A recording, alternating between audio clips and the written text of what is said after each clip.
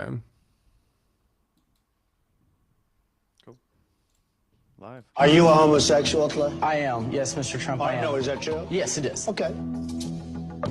So you don't find Olive very attractive then? No, I mean, and she's you a don't find beautiful woman. Felicia very attractive? They're beautiful women, but they're not my thing. All right. That's why they have menus in restaurants, you know? I like steak, somebody else likes spaghetti. That's why they have menus in restaurants. It's a great world. Are you?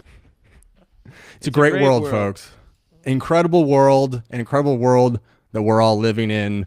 Welcome back to Circle Jerk. Hey guys, it's been a few weeks because me, Zach, and Gavin have been well, we did Thanksgiving in Mar-a-Lago, didn't we? We started communications. We went down, we kissed the ring, and we broke bread. We broke stuffing. You know, the stroking, you know, on the golf course, at least, very effective. You know what? I'm quite a driver, as it is, and you know, now that it's clear that from everyone from Cenk Uygur to Bernie Sanders, you know, Who were all there, by the way. everybody was there. It was a very motley crew. A lot of tears, a lot of hugs, a lot of bodily fluid. But here we are to report back in one piece, in three pieces. And Gavin, you were in charge of the Photoshop, right, for JD Vance? You're doing all the Photoshops. You were putting his face. Photoshop. What are you talking about? Oh, right, that was real. Yeah. You were the photographer. My bad. Yeah. How do you think they got that shot? Yeah. It's so historic in over there. here. So it's so pastoral and historic at Mar-a-Lago. They should just make the new White House Mar-a-Lago. Like, why are we still doing this shit with the White House in Washington D.C.? Trump can control everything he needs to from down there. He can make phone calls. He can delegate. You know, this is the Zoom economy. This is the post-COVID economy. We don't need to, show up to work anymore. And what better home for the president of the United States than the armpit of America? The wettest, smelliest, least fertile land. A place that's disintegrating by the second, that you legally can't build a home in. A castle by the sea, if you will. But it's Thanksgiving, and we broke a lot of bread. We made a lot of connections. We're starting a lot of crypto banks, and we're meeting with the Republicans, and we've broken bread with them. Oh, I'm already getting a call in. Well, folks, we're trying the new feature. And for people who don't know, it looks like you're going to be able to ask your question, and then you have to hang up, and then we'll see. We'll see in a second. One second. Haven't even gotten into any topics yet. Yeah, we literally haven't gotten any topics yet. That's the live flowing, free-wheeling nature of the show today. Hey, welcome to your live Circle Jerk America. What's your question? My name's Dave. I'm from the UK. It's good to be on. Is this a sense of like I'm kind of prompting my question to you now for them to kind of queue up for later? Is that the deal?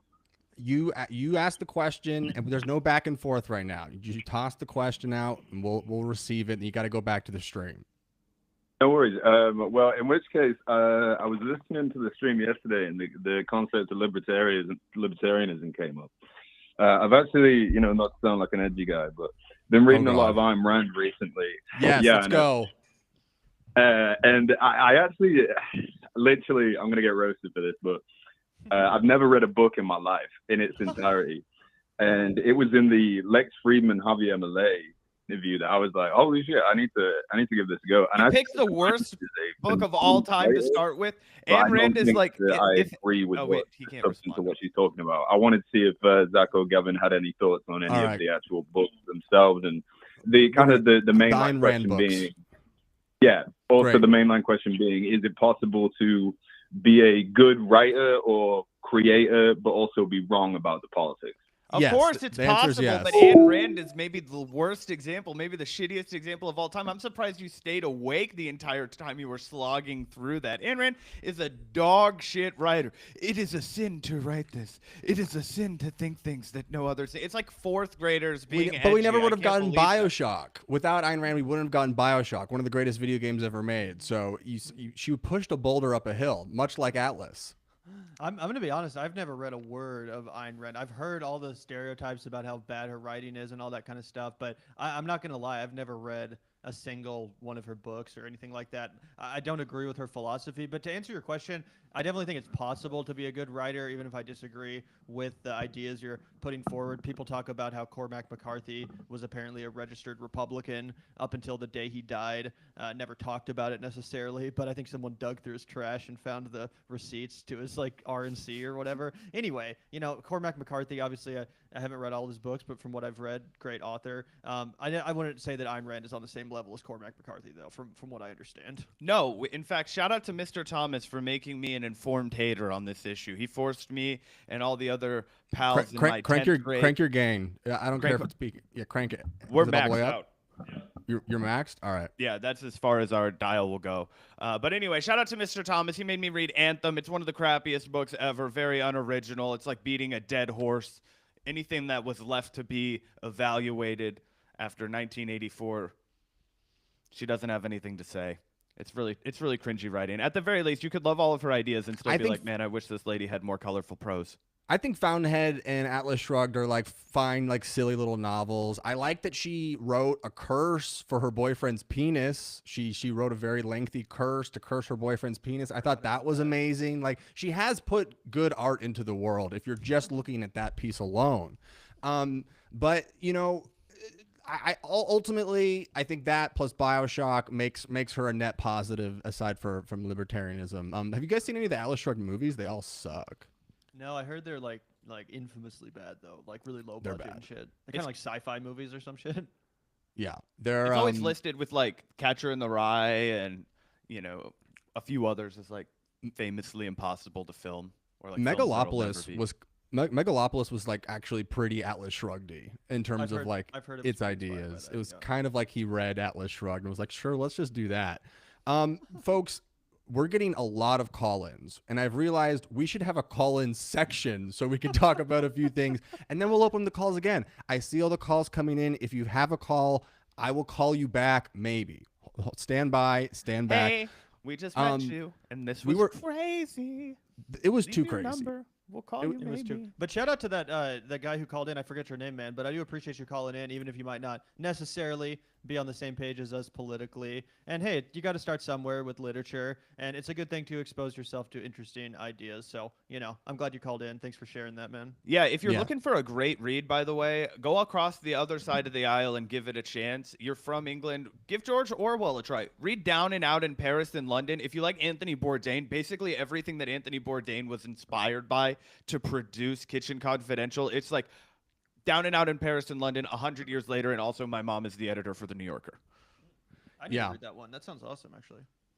My favorite UK libertarian book is Harry Potter. But anyways, I want to go back to Thanksgiving for a second because this clip has been a little late in the game, I would say. You guys may have even reacted to this clip already, but this was a little clip. We talked about being at Mar-a-Lago, but the other candidate who ran for president, also had a few words to share on Thanksgiving. She popped out with this. I just have to remind you, don't you ever let anybody take your power from you. You have the same power that you did before November 5th. And you have the same purpose that you did. And you have the same ability to engage and inspire. So don't ever let anybody or any circumstance take your power from you. She's been listening to Chromacopia, if anybody caught that. Shout out to her for making that Tyler, the Creator reference. She's always relevant. She cares about the kids. That's why I took the coconut pill for the children. On future Wolfgang, kill them all. Looks like we're still getting more calls. Are you getting a call? I'm closing it. Fuck off. Yeah, there we go. Call it. Fuck off. We told you not to call. No, I'm kidding. We love you. I watched that video and I was like, what? I actually respect Hillary now more. Hillary disappeared after she lost. Hillary went into the woods. And Kamala, go into the woods. Like, why do we still need videos? Why do we need video updates? Aside from the fact that she's like sloshed, like, I think you should be allowed to be pretty blackout drunk after like losing an election. Like, that's totally allowed. But why the videos? Well, I think that she had released a video that actually contained like a cogent message or something that was in any way genuinely inspirational, I would have accepted it. Like, I think a lot of people that followed Kamala Harris, they probably do want to hear from her. You know, if you actually volunteered to her campaign or donated to it or got invested in any way, yeah, you don't want to feel like the person leading that effort just literally disappears. You might like to hear from them once or twice, but that was completely incoherent. It seemed like one of the Joe Biden videos that the White House releases where it's like edited, like pieces of his cogency kind of edited together into something that sort of works, but it's like, what was that even in the middle of her talking about? That wasn't really a complete thought. She didn't start the video by saying, hey, guys, I know things didn't go our way, blah, blah, blah. Like, it just felt out of nowhere. See, but the thing, that's what you guys don't understand about Mamala, right? She wasn't speaking to the two of you. She was speaking to people like me. She said, you know what? Over the holidays, over Thanksgiving, you know what? You might be missing your own mother. So why don't I just get sloshed and take a few Xanax and give you some advice you can't do anything with? And I was like, damn, that does warm my heart and take me back. You know what I mean? So that's why representation matters. Okay, I felt seen in that moment. You know what? I felt connected, and I finally had some closure as to why I took the coconut pill in the way I did. I saw so much of my own mom in her. Wow. Wow. Yeah, this one goes out for all the designated drunk drivers on Thanksgiving. You know, the guys that know their town well enough. The triple D's to drink a few. You know, I mean, I know people. That the Midwest. I know guys where it's like, you're actually probably better at driving after having a few beers because I don't want you to be having. You don't want to have crippling anxiety behind the wheel. You know what? Sometimes you got to drive fast and take chances. I want you confident because that's what every drunk driver says. They're like, actually, bro, I swear to God, it's only when I'm sober is that I'm a terrible driver because I'm not paying attention. It's just whatever. I'm like, bro, this is crazy. I know this will come off wrong and you can clip me, but I want the first ever female black presidential nominee to go into the woods and never be heard from again. I don't know why she's talking. She's not someone that should be around in 2028, and we don't need any more videos from her. Huh? Did you hear the rumor, Griffin, that she's considering another run either for the governor of California or once again for the presidency? Yeah, Gavin and I were debating whether or not that's cap. Well, it's cap because Caitlyn Jenner is gonna run up and get that. I do think Caitlyn Jenner could win governor of California in this weird moment, and I think that it would maybe take some of the heat off of other people. Maybe it takes the heat off some trans people. Maybe, who knows? I like where you're thinking. Griffin's cooking over here. Caitlyn, California, we love a celebrity. It could be pro-trans to vote for Caitlyn Jenner. I bought into this. I bought into this bullshit the first time Caitlyn Jenner ran for the governor of California against Newsom in the recall. And I said the same thing. I was like, previously the only Republicans that can win in California are huge celebrities, Hollywood's types. Obviously, Caitlyn Jenner is that. But then, if you guys remember, she ran one of the most embarrassing, just a fake campaign, to be honest. She wasn't even showing up at her own events. She wasn't even doing campaign events. Too lazy. It was just a publicity stunt where she had a fake website, filmed like 3 ads, and then wanted to trend on Twitter for a week. Like it was not taken seriously at all. And that just told me that it was, she doesn't actually have an interest in getting involved in politics. She just wants to like threaten that and, get attention. Well, yeah, she was pretty soy about it. She was like, "Oh, maybe if I'm the right person, we'll have to make a decision about that." It's like, okay. Yeah, see, the thing is I was talking to Gavin about this the other day. There was a time in American history before we lost it all that even the worst politicians had shame. They had a sense of duty to the American public that after John Kerry got humiliated in 2004, he, like a wounded dog, just slugged off into the forest and that's what I want to see. Was able to dignifiedly pass. The woods. Mitt Romney, he took a 10-year sabbatical and came back only to coddle the libs. That's how he made his way back into the fold. He was like, I'm a never Trumper. I'm going to vote for this guy's impeachment. Okay, John McCain had to warm his way back into the hearts of liberals by thumbing Donald Trump and saying, you know what, I actually changed my mind. Everything I said about the Affordable Care Act was a lie, and I'm for it now. That clip was sick. That's how he got back. That clip was so sick. That clip where he walks in was like a Call of Duty 360 no-scope highlight reel. It was just like him walking in. Just like, poof. He like, did the thumbs down. It was so sick. And McCain what I'm saying is in the that is the membrane. kind of self-humiliation. That's the kind of degradation that you have to do before you're even allowed to be seen in public with your head held high. Someone did point out to me, actually, I think Alex pointed out to me after that rant. I think he said that Nixon lost and then ran again and won in like the 60s or 70s or something. So maybe he lost to JFK and then he did win. That's maybe true. Kamala's learning from the best. Richard Nixon is not exactly Kamala Harris. Say what you will about Richard Nixon. Hey, he was also deeply unlikable and uncharismatic. But Richard Nixon was you know what? Hunter Thompson had a quote about Richard Nixon where he said that he was like a honey badger. Okay, he was a deranged scrapper, and and honey badgers don't fight fair, Bubba. That's why God made dachshunds. That's the Hunter Thompson quote, and there is no honey badger in Kamala Harris. That's right. He was the original furry. But like, Hillary Clinton denied the election results and said it was Russia and stuff like that, but at least she went away, and I can't believe I prefer that to like someone who is like, I lost immediately, I give up, and also you're gonna hear from me every week with a slosh She did write vlog. that book how it happened or whatever, like a year later. Also, to be fair, Kamala is still the VP. If anything, she should be more present. Like, she's still an executive of our government. Like, why is she not in, like, the Situation Room and shit? Like, why is she in Hawaii or whatever? Kind of crazy. Well, she's got to be around the president, right? That's what I'm saying. He's on vacation. I'm just being like, I don't think he's in Hawaii. I heard that she just went to Hawaii for, like, a month after losing to hang out with fucking Doug and all of her stupid family members. Like, you know what I'm saying? Like, you're still the vice president. Joe Biden could die. I don't know. Yeah. Well, let's get it. That's Thanksgiving. Lots of stuff to talk about. Let's get to the title of the fucking stream that I was peer pressured into doing. I was peer pressured by my podcast co-host to cover this story, which I plainly think is wrong. So I'm just gonna read it. I'm gonna in this disgusting filth. I'm gonna shoot it straight on this one. This is not what Circle Jerk America is all about. This is not this is outside of our purview, and we're not experts on this kind of stuff. Although I'm leaving the room actually.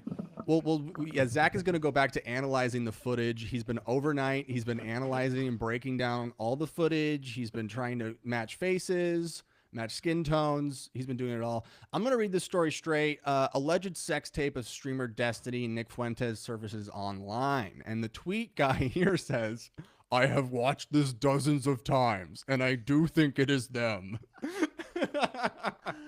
Oh God, it's funny like, too. Yeah, no, go for it. Yeah, no, I don't have an opinion on any of this. You go. Yeah, no, I was also watching a video from some right-wing channel called Camelot 331. Have you heard of this? Have you heard of this guy? No. Does he cover all those sex tapes or something? I don't know what he usually covers. He definitely seemed to be right-wing, but he was talking about the story. I was listening to it on the car ride over, and he's like, and trust me, guys, I spent the last 50 hours combing through this footage. It's Destiny. It's Fuentes.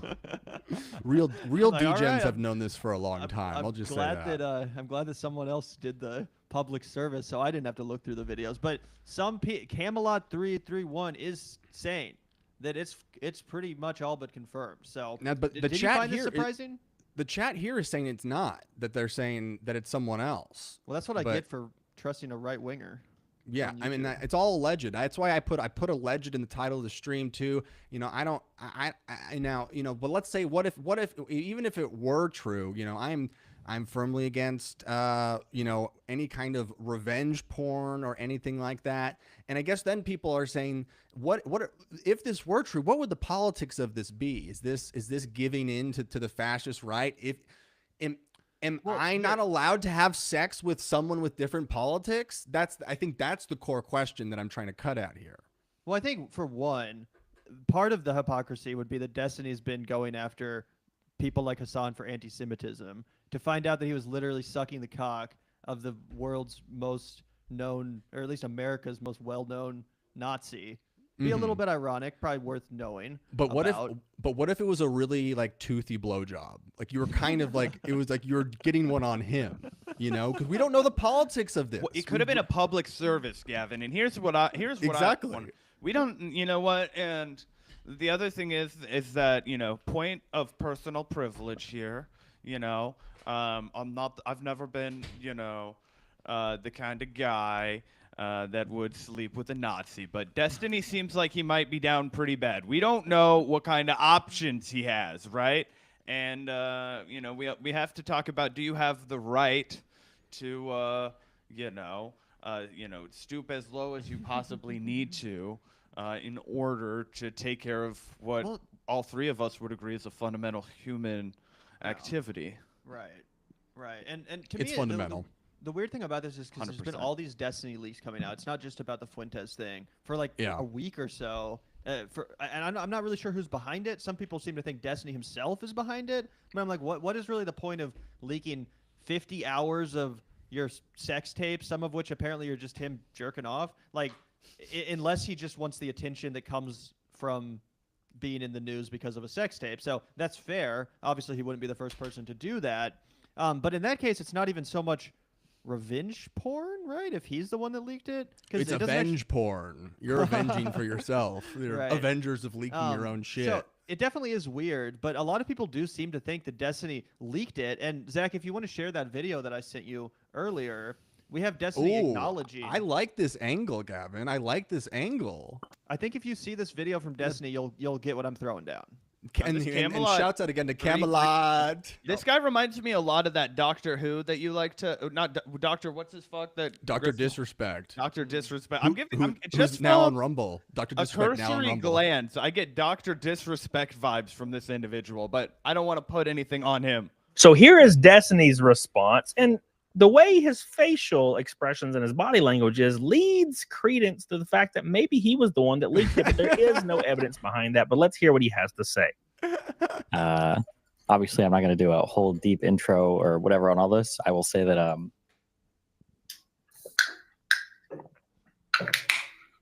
think a friend of mine's account from that I talked to like 3 or 4 years ago ended up getting compromised. And, sometimes you just gotta roll with the memes. It is what it is. What do you want me to say? What do you want me to say? Okay. Sometimes it happens. You see how he's like smirking and kind of laughing about it. So that's the main thing. But he doesn't deny that he doesn't deny the Fuentes thing, which obviously was the main headline. He's just like, what do you want me to do? Sometimes things happen.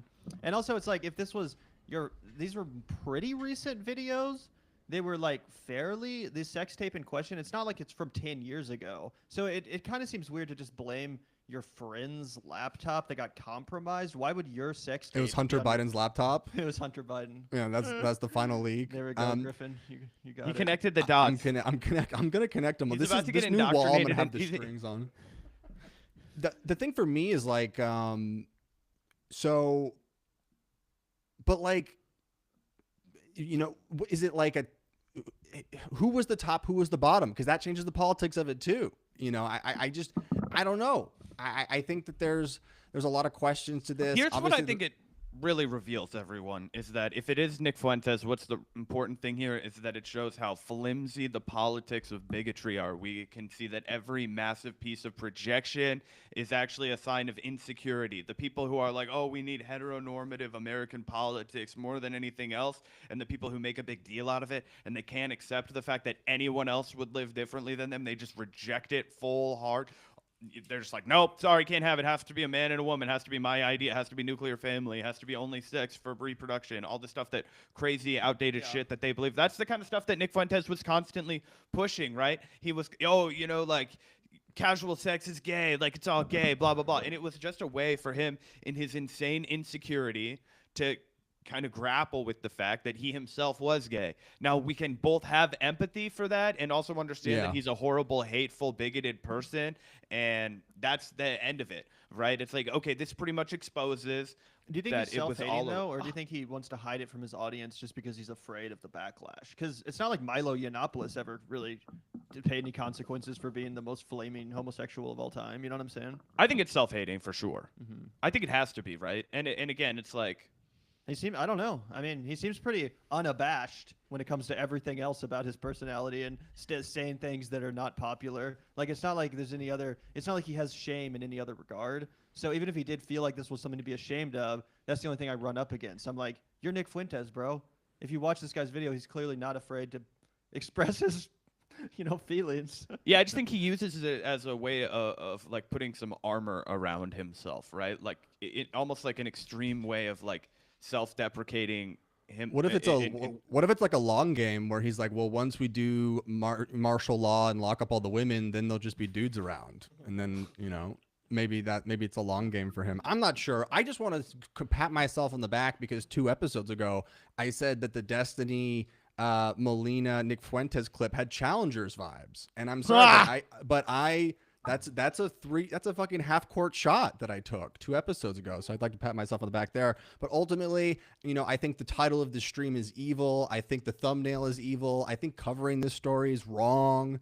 But I did want to get a little bit to the substance, because outside of this, it is so funny how mad they all are that Hassan went on Pod Save America. Like, all of these like creeps and cretins who have been for like 3 months every single day waking up, drinking coffee, and then making up fake anti-Semitism shit about Hassan, and none of it working is the funniest fucking thing I have seen on this website. And it all culminated with the Radlib fucking sister podcast, our beautiful sister podcast, Pod Save America, having Hassan on to co-host, which upset these people because none of these freaks are getting invited on that show anytime soon. I mean, I don't know. Maybe they will. No, yeah, that's so true. And the funny thing is that obviously Destiny wants to claim the like liberal label. People in the Destiny fan base want to consider themselves the true liberals, holding it down for the liberals. And what's a more liberal coded show than Pod Save America? It's like the ultimate liberal outlet. So for them to not only invite Hassan on there, but let him guest host an episode and make great points, just give him the full episode essentially to make his case. And I think everyone that watched that episode agreed. Not only did he do a really good job, but some people probably watched that episode and was like, this is the extremist anti-Semite guy that we've heard so much about. And that's what I've been saying. I'm like, Hassan's not that edgy. Hassan's not, like, he's just kind of a standard lefty. There's nothing edgy about Hassan. Yeah, and they all wanted to go after him for this Houthi thing. And it's like, well, now, I'm sorry, Hassan gets to have sex with that Houthi boy. Like, if we're going to even out the Fuentes thing here, Hassan gets to go to the Houthi Armada, and he gets to have a sailor day with the boys, and he gets to live stream it. It's sponsored by the guy that shot Osama bin Laden. Yes. He brings his own concubine. Harry Sisson's there. It's quite a spectacle. But the other thing I did want to circle back to is, there have been a lot of, and we could argue with the merits of them in any other context, but what I think is most applicable to Hassan Piker is when you compare him to Joe Rogan.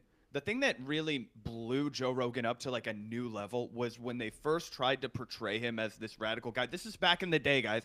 This is like 2019 when he was first really breaking through into the mainstream, and he was having guys like Dan Auerbach on, and he was having Rob Zombie on, and whatever, right? And it was huge stuff. And so the mainstream media had to start attacking him, and he hadn't gone right wing yet. He was still flirting with Bernie for 2020. All of these things had happened, and they were like, he's a crazy extremist. You can't listen to him. He's going to poison your mind. And then people finally did tune into Joe Rogan, and they hear somebody like Kyle Kalinske on there, or they hear somebody who wants to talk about, MMA or whatever the hell, deer hunting, and they're like, I don't know, this guy just seems like a guy. He just seems like a dude that's out there. And Hassan Piker has that effect. He went on CNN the other day too. He had a powerhouse of a week. He was making the case to people. And what did he say? Plainly, he was like, before you guys focus on anything else, like, am I the new Joe Rogan or anything like that, if the Democrats ever want to win, they need to change their policies. They need to talk about how, they're going to put kitchen table issues forward. They're going to meaningfully impact people's lives. And that's all stuff that resonates with regular people. So you're like, wait, this crazy, obscene lunatic is the only one that's saying anything that I really agree with, that I would like to see CNN talk about more, that I would like to see Pod Save America talk about more. And it validates all of the things that we on the socialist progressive left say. And he does it in a way that's not cringe, and it's relatable, and he can still work his way through a bunch of powerlifting sets, and he can go on with Twitch streamers that don't interact with politics like he does, and still have a good time and still be funny and relevant and charismatic, etc. Yeah, I mean, seeing the comments from like the multiple, and this kind of leads into our pod save conversation, because we had to talk about our sister pod who's been in the news for so long. Of course. Fail America. I mean, the comments on these videos for Pod Save have been incredible. From these 2 videos, like they did both they did like an interview with all of the people who ran Kamala's campaign, and they were all like, you know what? We laid it all on the field. Wouldn't change a thing, baby. Wouldn't change a thing. And seeing the comments from that and the Hassan interview, people are like pissed. And just like the way that CNN and MSNBC right now are kind of circling the drain with their audiences, like I do think that Dem media consumption right now is in like a fucking crazy ass place. Like they might be watching all sorts of shit soon. Circle Jerk America. Well, let's take a little listen from this one. Have you watched any of this? Yes, this one I have seen. It's always worth reminding people. It's really hard for Democrats to win battleground states. Let's look at Pennsylvania. 25% of the electorate is liberal, roughly. 34% is conservative. By the way, in most battleground states, that conservative number is over 40. So in every battleground state, there's more conservative than liberals. So in Pennsylvania, if Hegseth are to believe, Trump won conservatives 91.8, Harris won liberals 93.6. Moderates, Harris won 56-43, but you kind of got to win 60% of them, right? For Democrats. Why does this guy look like the Eternal Life Brian guy? Like the guy who's like doing baby blood, but like this guy is like the first trial that didn't work as well. It's like everybody that's made a little bit of money in the first .com bubble, but not so much money that they could retire. They still have to Skype in on Zoom calls at the venture capital firm and deal with making an appearance every once in a while. Yeah, he's wearing sweatpants and Nike shoes, but he's not pulling it off. That's to win battleground states. It is a false choice. You want to maximize your base, of course. And that was a place where we spent enormous time, a lot of resources. That's critical. And obviously, I think in Milwaukee, just to use that as an example, we hit our turnout targets, fell a little bit short in Philly and Detroit. So that's not good. That's fell a little bit short. Part of the equation. You've got to couple that with dominating in the middle. Not just winning. No, you don't. You need bigger turnout in Philly, dog. The Chicago method works. We look ahead to 26 and 28. Particularly where you have seen drift amongst non-college voters generally, particularly those of color specifically. We obviously have to get some of that back. We can't afford any more erosion there. The math just doesn't fucking work. But, and our plan to do that, the exact same shit. I love that interview. Did you guys watch that full interview? Not the full thing. I saw some of the highlights, but yeah, that's pretty crazy. I love that. I will say I do sympathize still a little bit with the Democrats in the situation that Biden put them in. It was a tough election to win, I think, under those circumstances. But not to, go over the top. After watching that, I really doubled down in my opinion that the first and biggest mistake that Kamala Harris made was not firing every single person associated with the Biden campaign right off the bat. Exactly. I'll even speak from my own knowledge and know-how, right? I remember my cousin got hired by the Biden campaign, had to fly and move to Delaware. Okay. 3 days before he dropped out. They got hired after the debate, but before he dropped out, and then immediately they were just retained as a Kamala staffer. So I was happy for them. Like, oh, you didn't move to Delaware for nothing. But then it's like, okay, Kamala Harris is doing her entire HQ in Delaware for no reason when she doesn't have Kamala people around her, and she's going to get a bunch of dog shit advice from Biden people who hate her. You know what I'm saying? It seemed like the first thing you do is you clean house and you get your people in at those levels because that's what you can control. And if you're going to project that you're going to be the winner, if you're going to project that you're going to be the next president of the United States, you have to be like, yeah, it's my crew that's coming in. If anybody's ever seen the episode of The West Wing where Martin Sheen has to take himself out of being president because his daughter gets kidnapped, it's after they've jumped the shark. But the first thing the new president does, the Speaker of the House, when they swear him in to be the president, the first thing they do is fire everybody in the fucking room and put in his two people. He's like, until this guy's the president again, get the fuck out of my face. My people are in here. The milquetoast lib show was more hard hitting and effective than the real one. Yeah, even in Aaron Sorkin's Wet Dream, right? The penultimate neoliberal. This guy's like, yeah, I would fire everybody immediately because that's just how you have to function as a team. Yeah. And I mean, Gavin says you can feel bad for the Democrat, and I guess, yeah, but all the people in that video and like I sympathize with the position they were put in. Even with that issue, it's like it's hard to restaff an entire presidential campaign with like 60 days or whatever. I mean, I agree with the criticism, but you could have hired Grubhub drivers, and they would have been more effective. A fleet of UberX. A fleet of a working class led campaign would have been innovative and refreshing. The Elon Musk like indentured servant vans that were like being driven around would have been more effective. But like the thing is like, yes, like the Biden people, fuck them. And that is not mentioned on any of these shows, in any of these like long exposés into like what went wrong or what could have gone better. And all the people that work for him and like, in my opinion, actually did fuck Kamala over in certain ways and like fuck her campaign over and fuck Tim Walz over. Like all those people are still around. And like if the Democrats do want to win in a liberal West Wing way, all those people's heads should roll.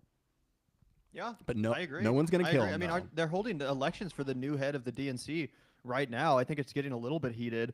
Do you predict that anything comes out of that could actually lead the party in a better direction, or do you think they're just going to go with fucking Rahm Emanuel and back to square one? The DNC person is like an infrastructure person, but they just throw on a fucking party. Like no one even knows who they are. You know, like no one really gives a shit about them. I mean, they're just like a power. Who do you think is to blame then? Like you keep saying all these other people are to blame for Kamala's loss, and it's like everyone that worked for Biden and all the people that transferred from Biden's team to Kamala's team to do things like make shit more about the fucking immigration, to cut Tim Walz, like all those people. I think it's the fault of the American voter. I'm just gonna put that out there. You're so brave, and they'll be punished. And they will be punished. I'm just kidding. Unless they restart communications like we did. Go to Mar-a-Lago, kiss the ring. Because that's what's happening. You know, I'm seeing it with all sorts of people. Mark Zuckerberg. Do you see Justin Trudeau showing up at Mar-a-Lago the other day? Everyone's going to Mar-a-Lago because I do think there is like a key fact with Trump. And this, I saw this with Scheinbaum down in Mexico too, where it's like, if like you just like have charisma and look like a killer and kind of not suck up to him, the Kim but Kardashian like, thing. That's how she got Alice Johnson free. But like come at exactly. Come at Trump with love, and like he will be tricked into that. And in a way that like I think that, you know, he's president now. You gotta pretend that you like him for a bit. And I think even pretending to like him will get certain people a long way. Yeah, I agree if you're actually someone who's like, I don't know. I have mixed feelings on that. Yeah, what do you guys think about the Bernie decision to be like, oh, Elon Musk is right? Let me tell you, pull it up. I love the billionaire. I love billionaires. Elon Musk, he's 100% correct. We need to audit the Department of Defense. We need. He basically did a Cenk Uygur. He basically did the old Cenk Uygur. And to be honest, guys, Cenk mode.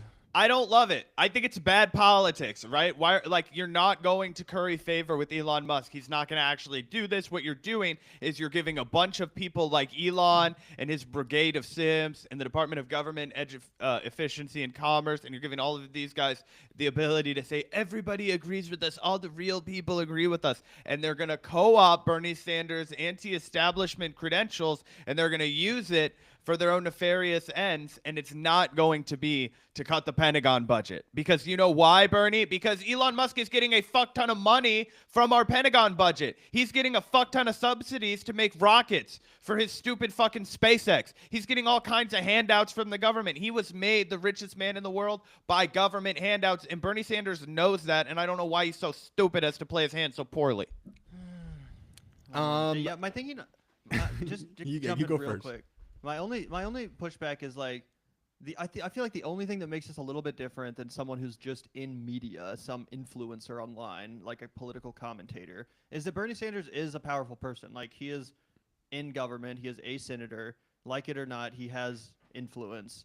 And I don't know, it's like, I mean, I might as well put it out there if you're one of the people in influence. But I mean he's framing it as opposed to accepting whatever dumb framing they're gonna do. Like it or not, these people are about to like run around and try to do shit. And Bernie is basically saying like, oh, well, if you really believe this, this is how we're going to frame it. And if you don't do this, I'm going to say you're actually not serious about this or whatever. That would have been like people are potentially effective in 2016 or 2017, but this is just crazy to do now. What they're going to do is not what Bernie Sanders wants them to do, and they are going to say, even Bernie Sanders agrees with us. Look at this tweet that says Elon Musk is right. So whatever Bernie Sanders thinks he's doing by teeing it up to be like, gotcha, you're not actually going to do that. How many times has Trump survived that? I want you guys to, like, you know what I mean? How many times have we been able to be like, Trump said he was going to do this and then he didn't? Did that ever once lead to the people being like, you're right. Oh, I guess I don't support Donald Trump now. No. So why are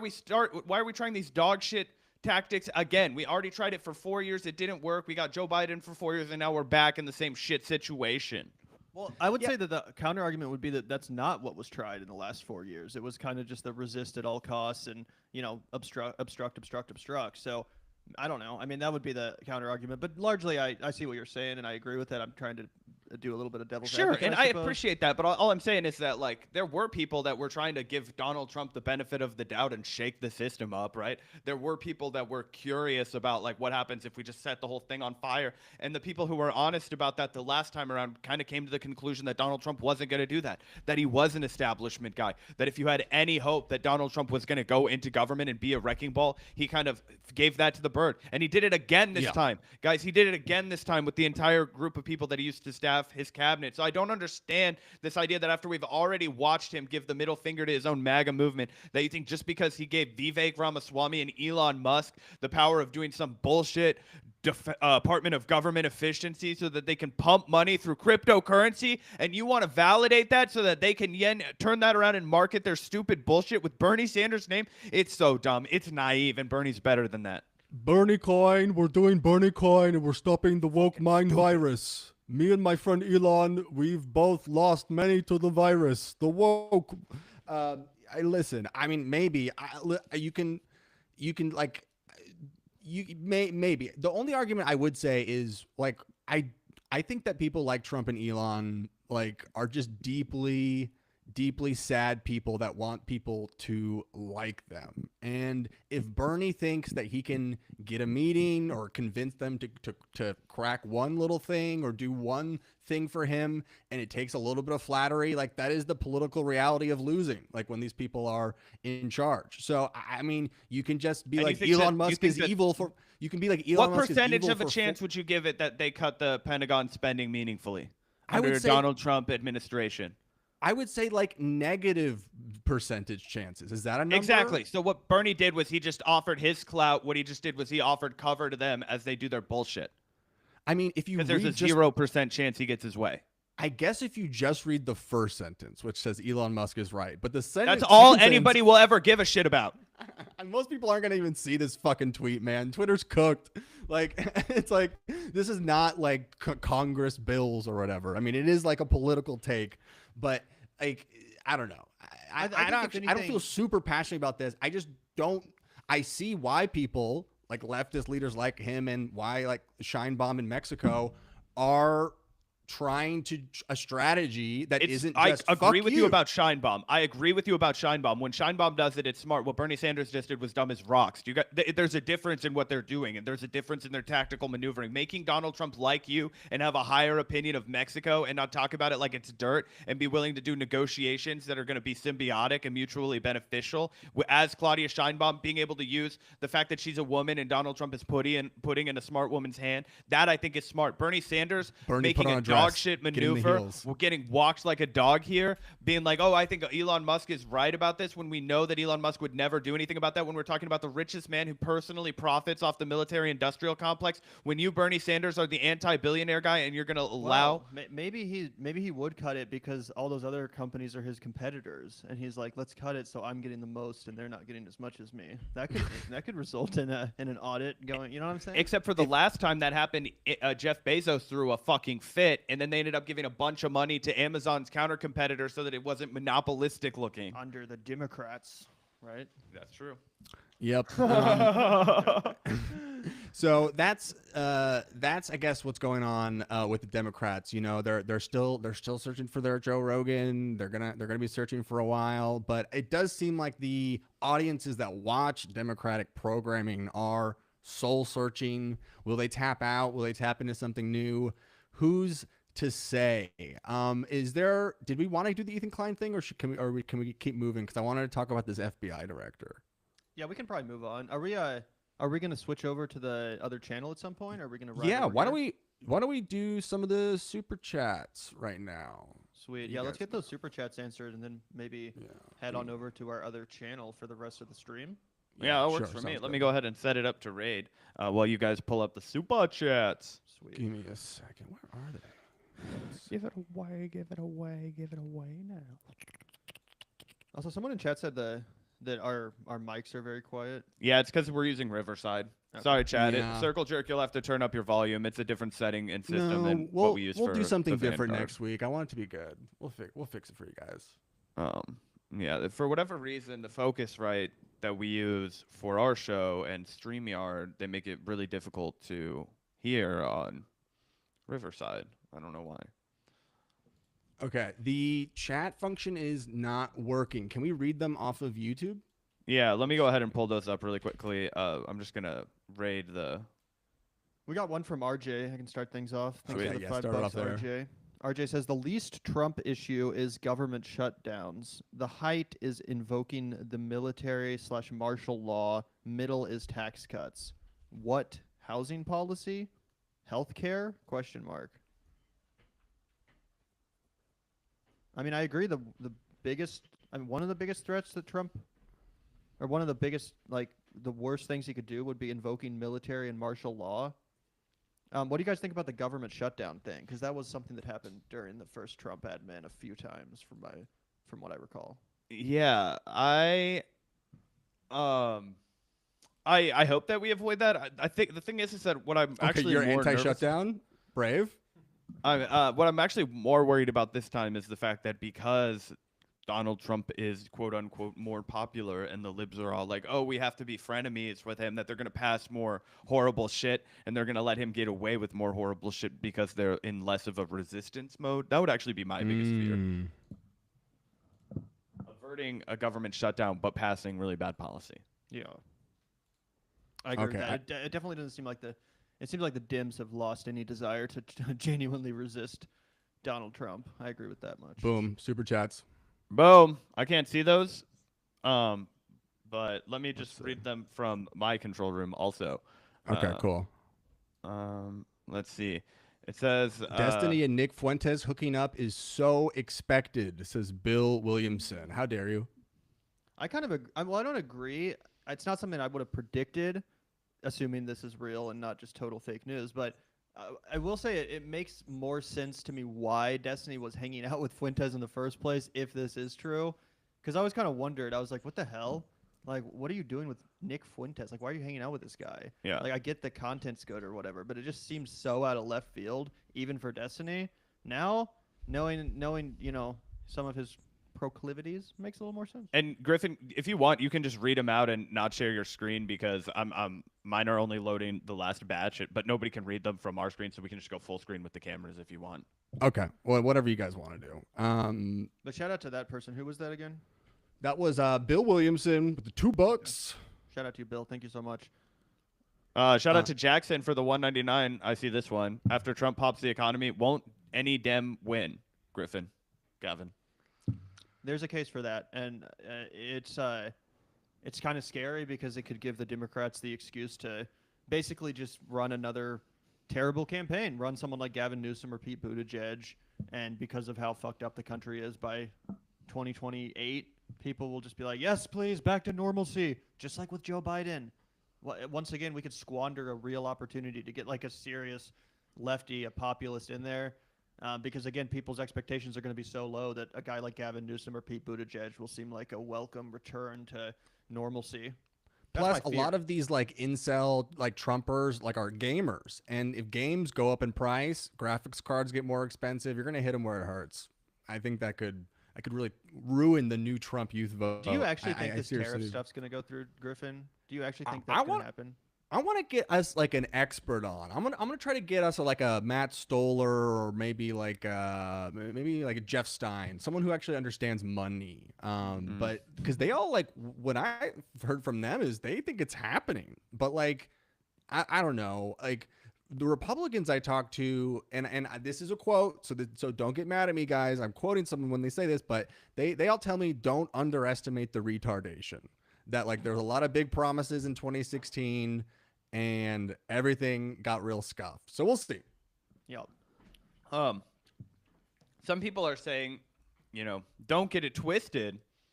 Joe Rogan has always been a crypto fascist since his Sam Harris IDW obsession years before having Bernie on. Christ, is the left desperate? I mean, Rogan always flirted with Sam Harris and the intellectual dark web, but it also felt like he was equally flirting with other ideas at one point. And the whole idea is that Joe Rogan's kind of a bellwether for where the rest of the country is at because he doesn't stand for anything himself. He's like clay. He can be molded and modeled around.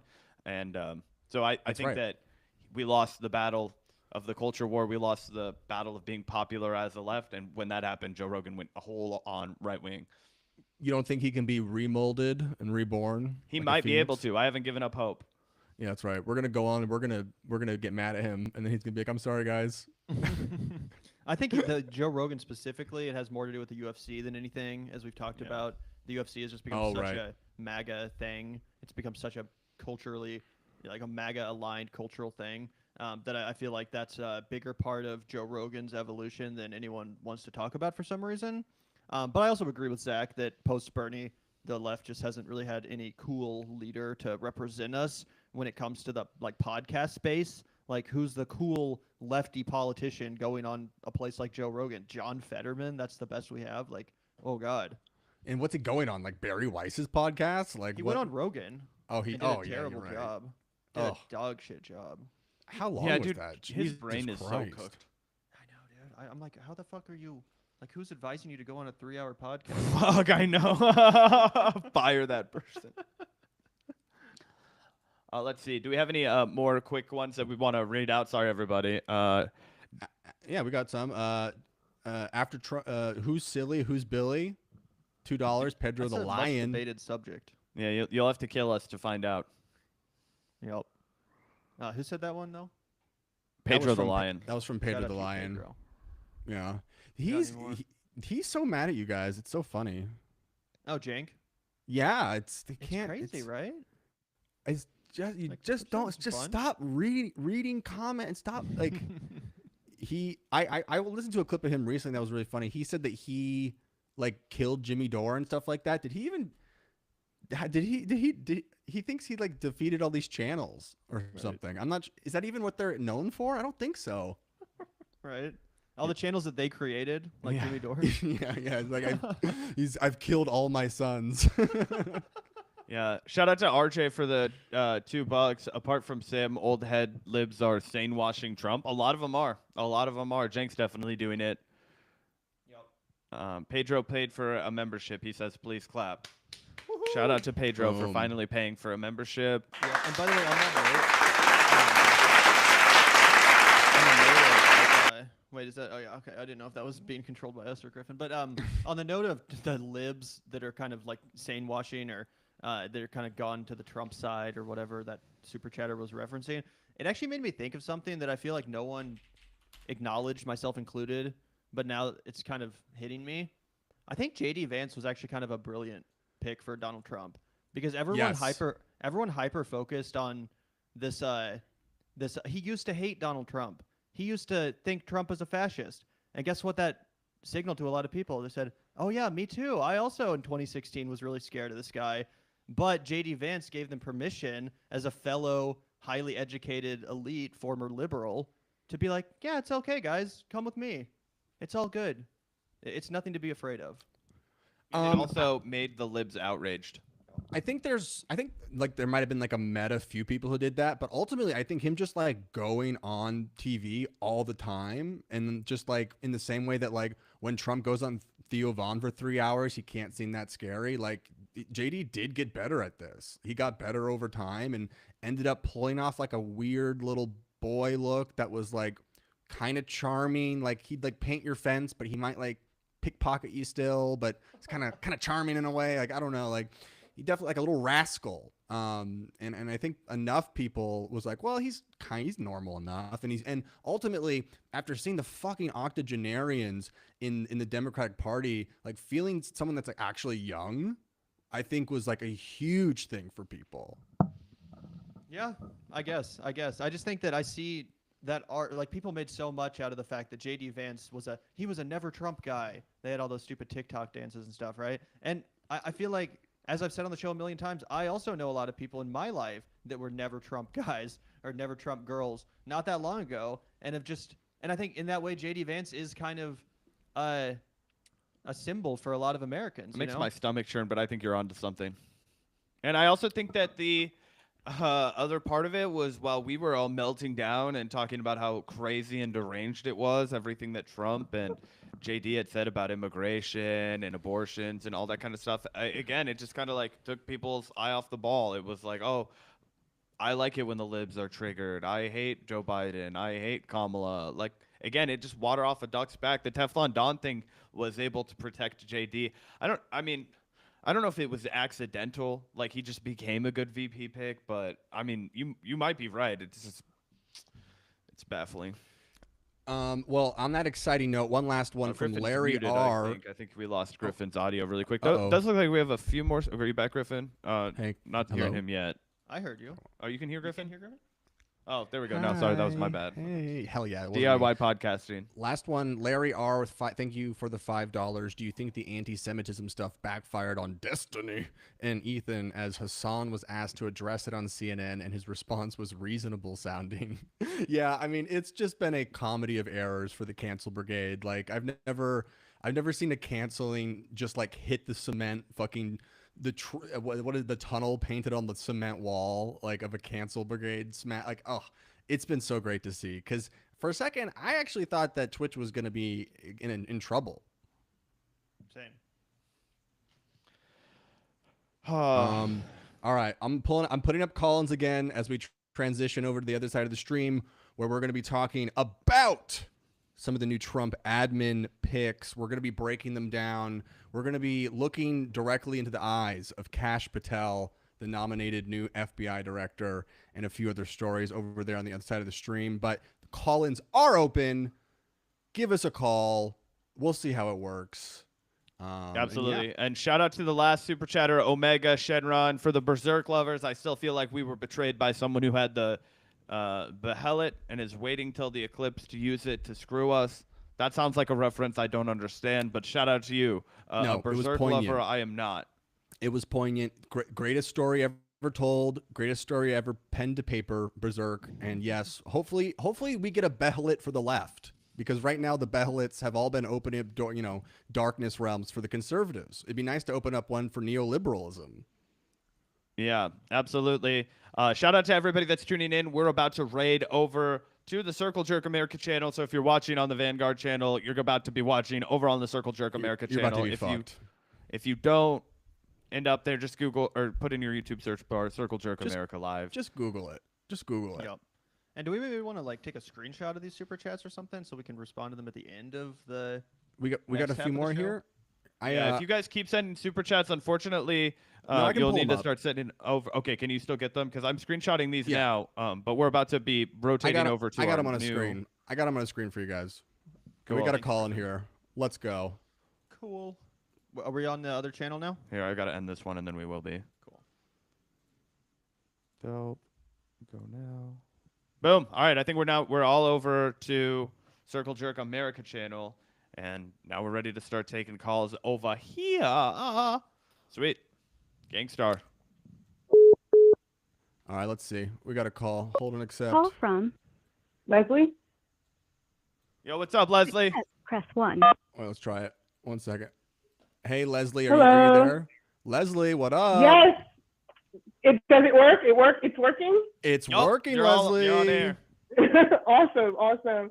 Well, thanks guys for taking my call. I wanted to talk about the economy piece, because I feel like there's two Americas in a lot of ways. I got laid off last year, and so many people did. So many people are struggling to find work right now.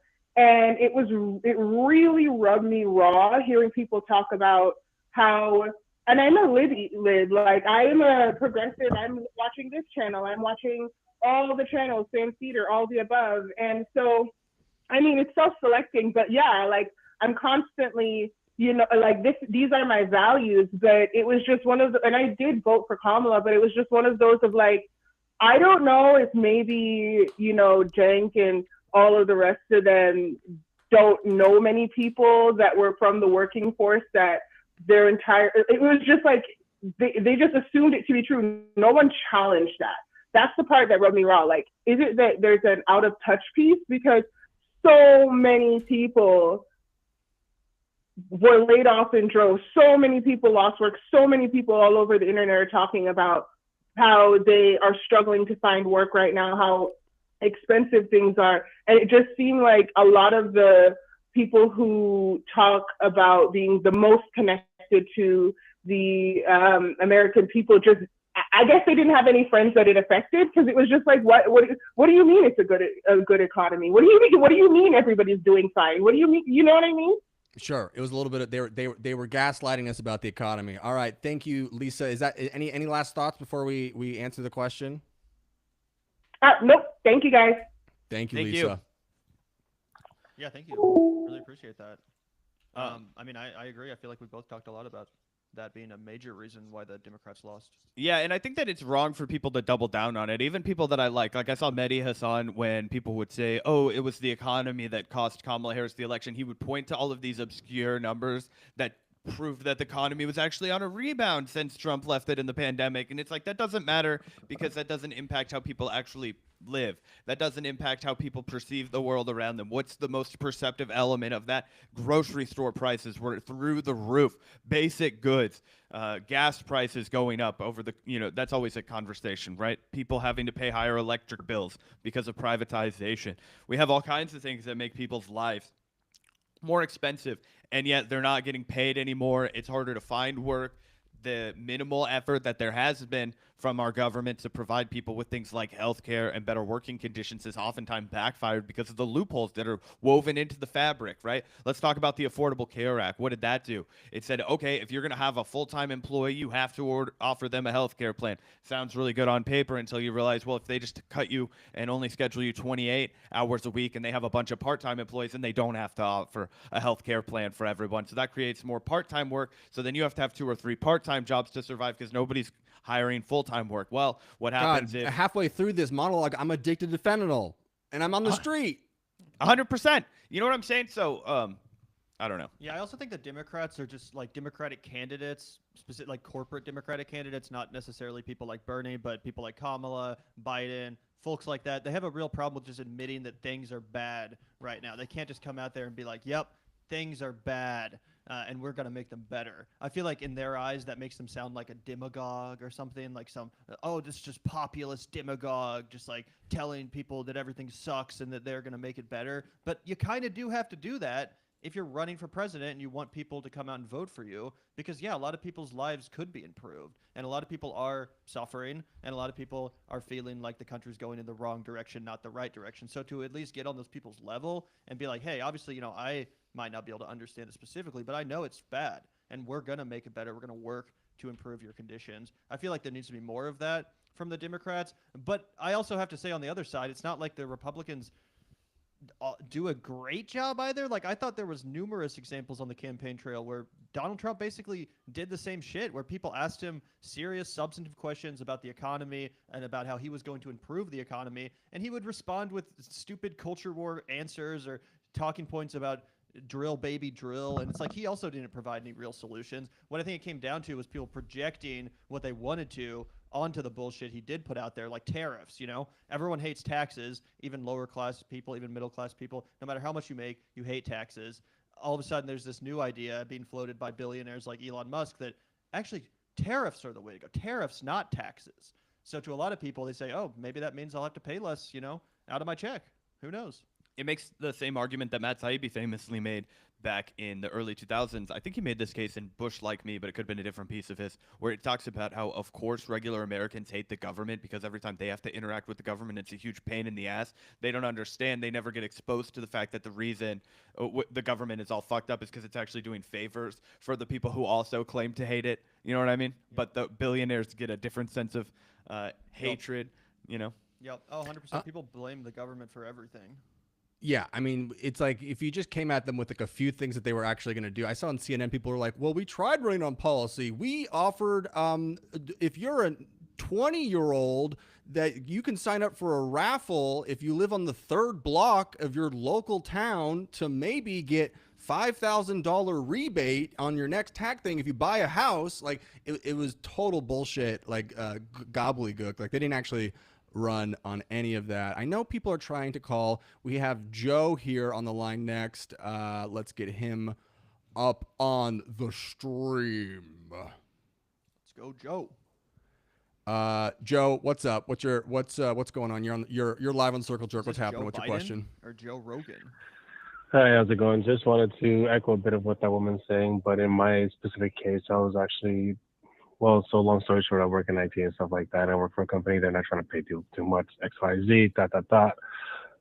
But I'm a little nervous about what's happening in January because, I mean, probably a lot of others are probably feeling the same type of way because if they are trying to get a job in government or they currently work in government, how does what might happen at the end of January affect them or affect their chances at getting said job that might actually ensure more financial security? Because, I mean, eggs ain't fucking cheap, but you know, these things keep happening, and you know, it's a little scary. I'm not gonna lie to you. Yeah. So what's the question? The question is like, how do you think it might shape up for people who are trying to get government work or something like that? Yeah. All right. You Thank you, take Joe. that one, Griffin? Government work. Yeah, you know me. Okay, I'm all up in the swamp, you know, at least once a week. I love taking my little train ride from New York City down to the swamp. I mean, it's like tough. I don't know if the question was like, should you work for bad parts of the new administration, or are people worried about like losing their job? Like, what did you guys think the question was? Well, I think what he's talking about is like government work is kind of finicky depending on like I assuming he's talking about like contract labor, like getting gigs from the government, or you know, like the actual labor force that they're going to be hiring. And if Donald Trump you know, comes in and changes the game and imposes like an austerity measure, like, oh, we're going to clean up the budget. You know, obviously it might not be military contractors that get hit. It's going to be different odd jobs. You know, there are a lot of people that make their living off of the government in some sort of work or, you know, relation. The government is huge, right? So I think what he's talking about is if Donald Trump comes in and changes the game, like, is it smart to bet on, you know, hey, this government work is around now. Is it still going to be around? Real answer, honest to God, bro, is do not take our fucking advice, whatever it is. That, you know, I would ask somebody that knows what they're talking about, like my guy. Like I'm a podcaster. If you ask one of us, like, hey, bro, like, is the service industry gonna really like peter out in the month of August or September? Griffin, I would be like, yeah, bro, grit your teeth. It's gonna come around in November and December. January, you'll make your money back. Stick it out. I would be able to give you good advice on that. I'd be like, no, if you think you can jump shit, try and get on holiday, but then you might get cut. You're not gonna get good hours. I could give you advice. When it comes to government contracting work, sorry. Yeah, I pretty much agree with that. I would like to know where Joe, like, are you working for the freaking EPA or something? Like, what kind of government? He said IT. IT? But that's the thing. Like, IT could be in anything. True. You could be an IT in EPA or IT for the military, IT for the FDA. Like, everyone needs IT. So I feel like IT is fairly safe because, like, that's just necessary. A lot of people don't know how the fuck to use computers and technology. So they're probably going to need an IT guy at some point, even if they're total fascists that hate the concept of government handouts or whatever. So I don't know, bro. I don't know. I'd like to hear more details, but, you know, best of luck to you, bro. Yeah, best of luck. All right, next caller. 1 second. All right, I'm going to pee, but I'll be right back.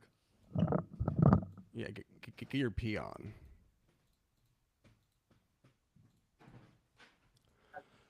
Hi, caller. What's your name? Hey, what's up, guys? Chris. Chris, what's good? Chris? Oh, my 40th birthday, if you can imagine. Oh, shit. Young Happy buck. birthday, bro. Happy birthday. Thank you. Thank you. How are you guys doing? How was your Thanksgiving?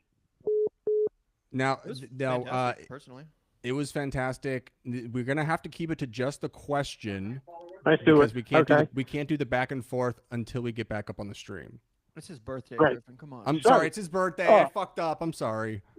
Hey, it's fucking fine. Don't worry about it. what do you think as far as policy-wise, if we can get anything passed bipartisanly with Trump, which I highly doubt, he needs our 7 votes. Let's just say healthcare. Do you guys believe possibly a public option to buy into Medicare is at all feasible with this administration and the current Democratic administration? Because it's something that, Obamacare was never supposed to be permanent, and it's just become more and more unaffordable.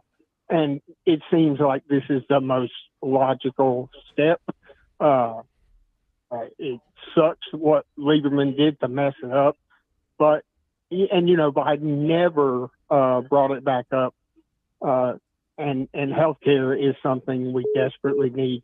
What are your thoughts on that? And really enjoy you guys, Philly and Billy. Thank you so much. What was your name again? And also you, Griffin. Yeah, as you can say, you don't have to say me as well.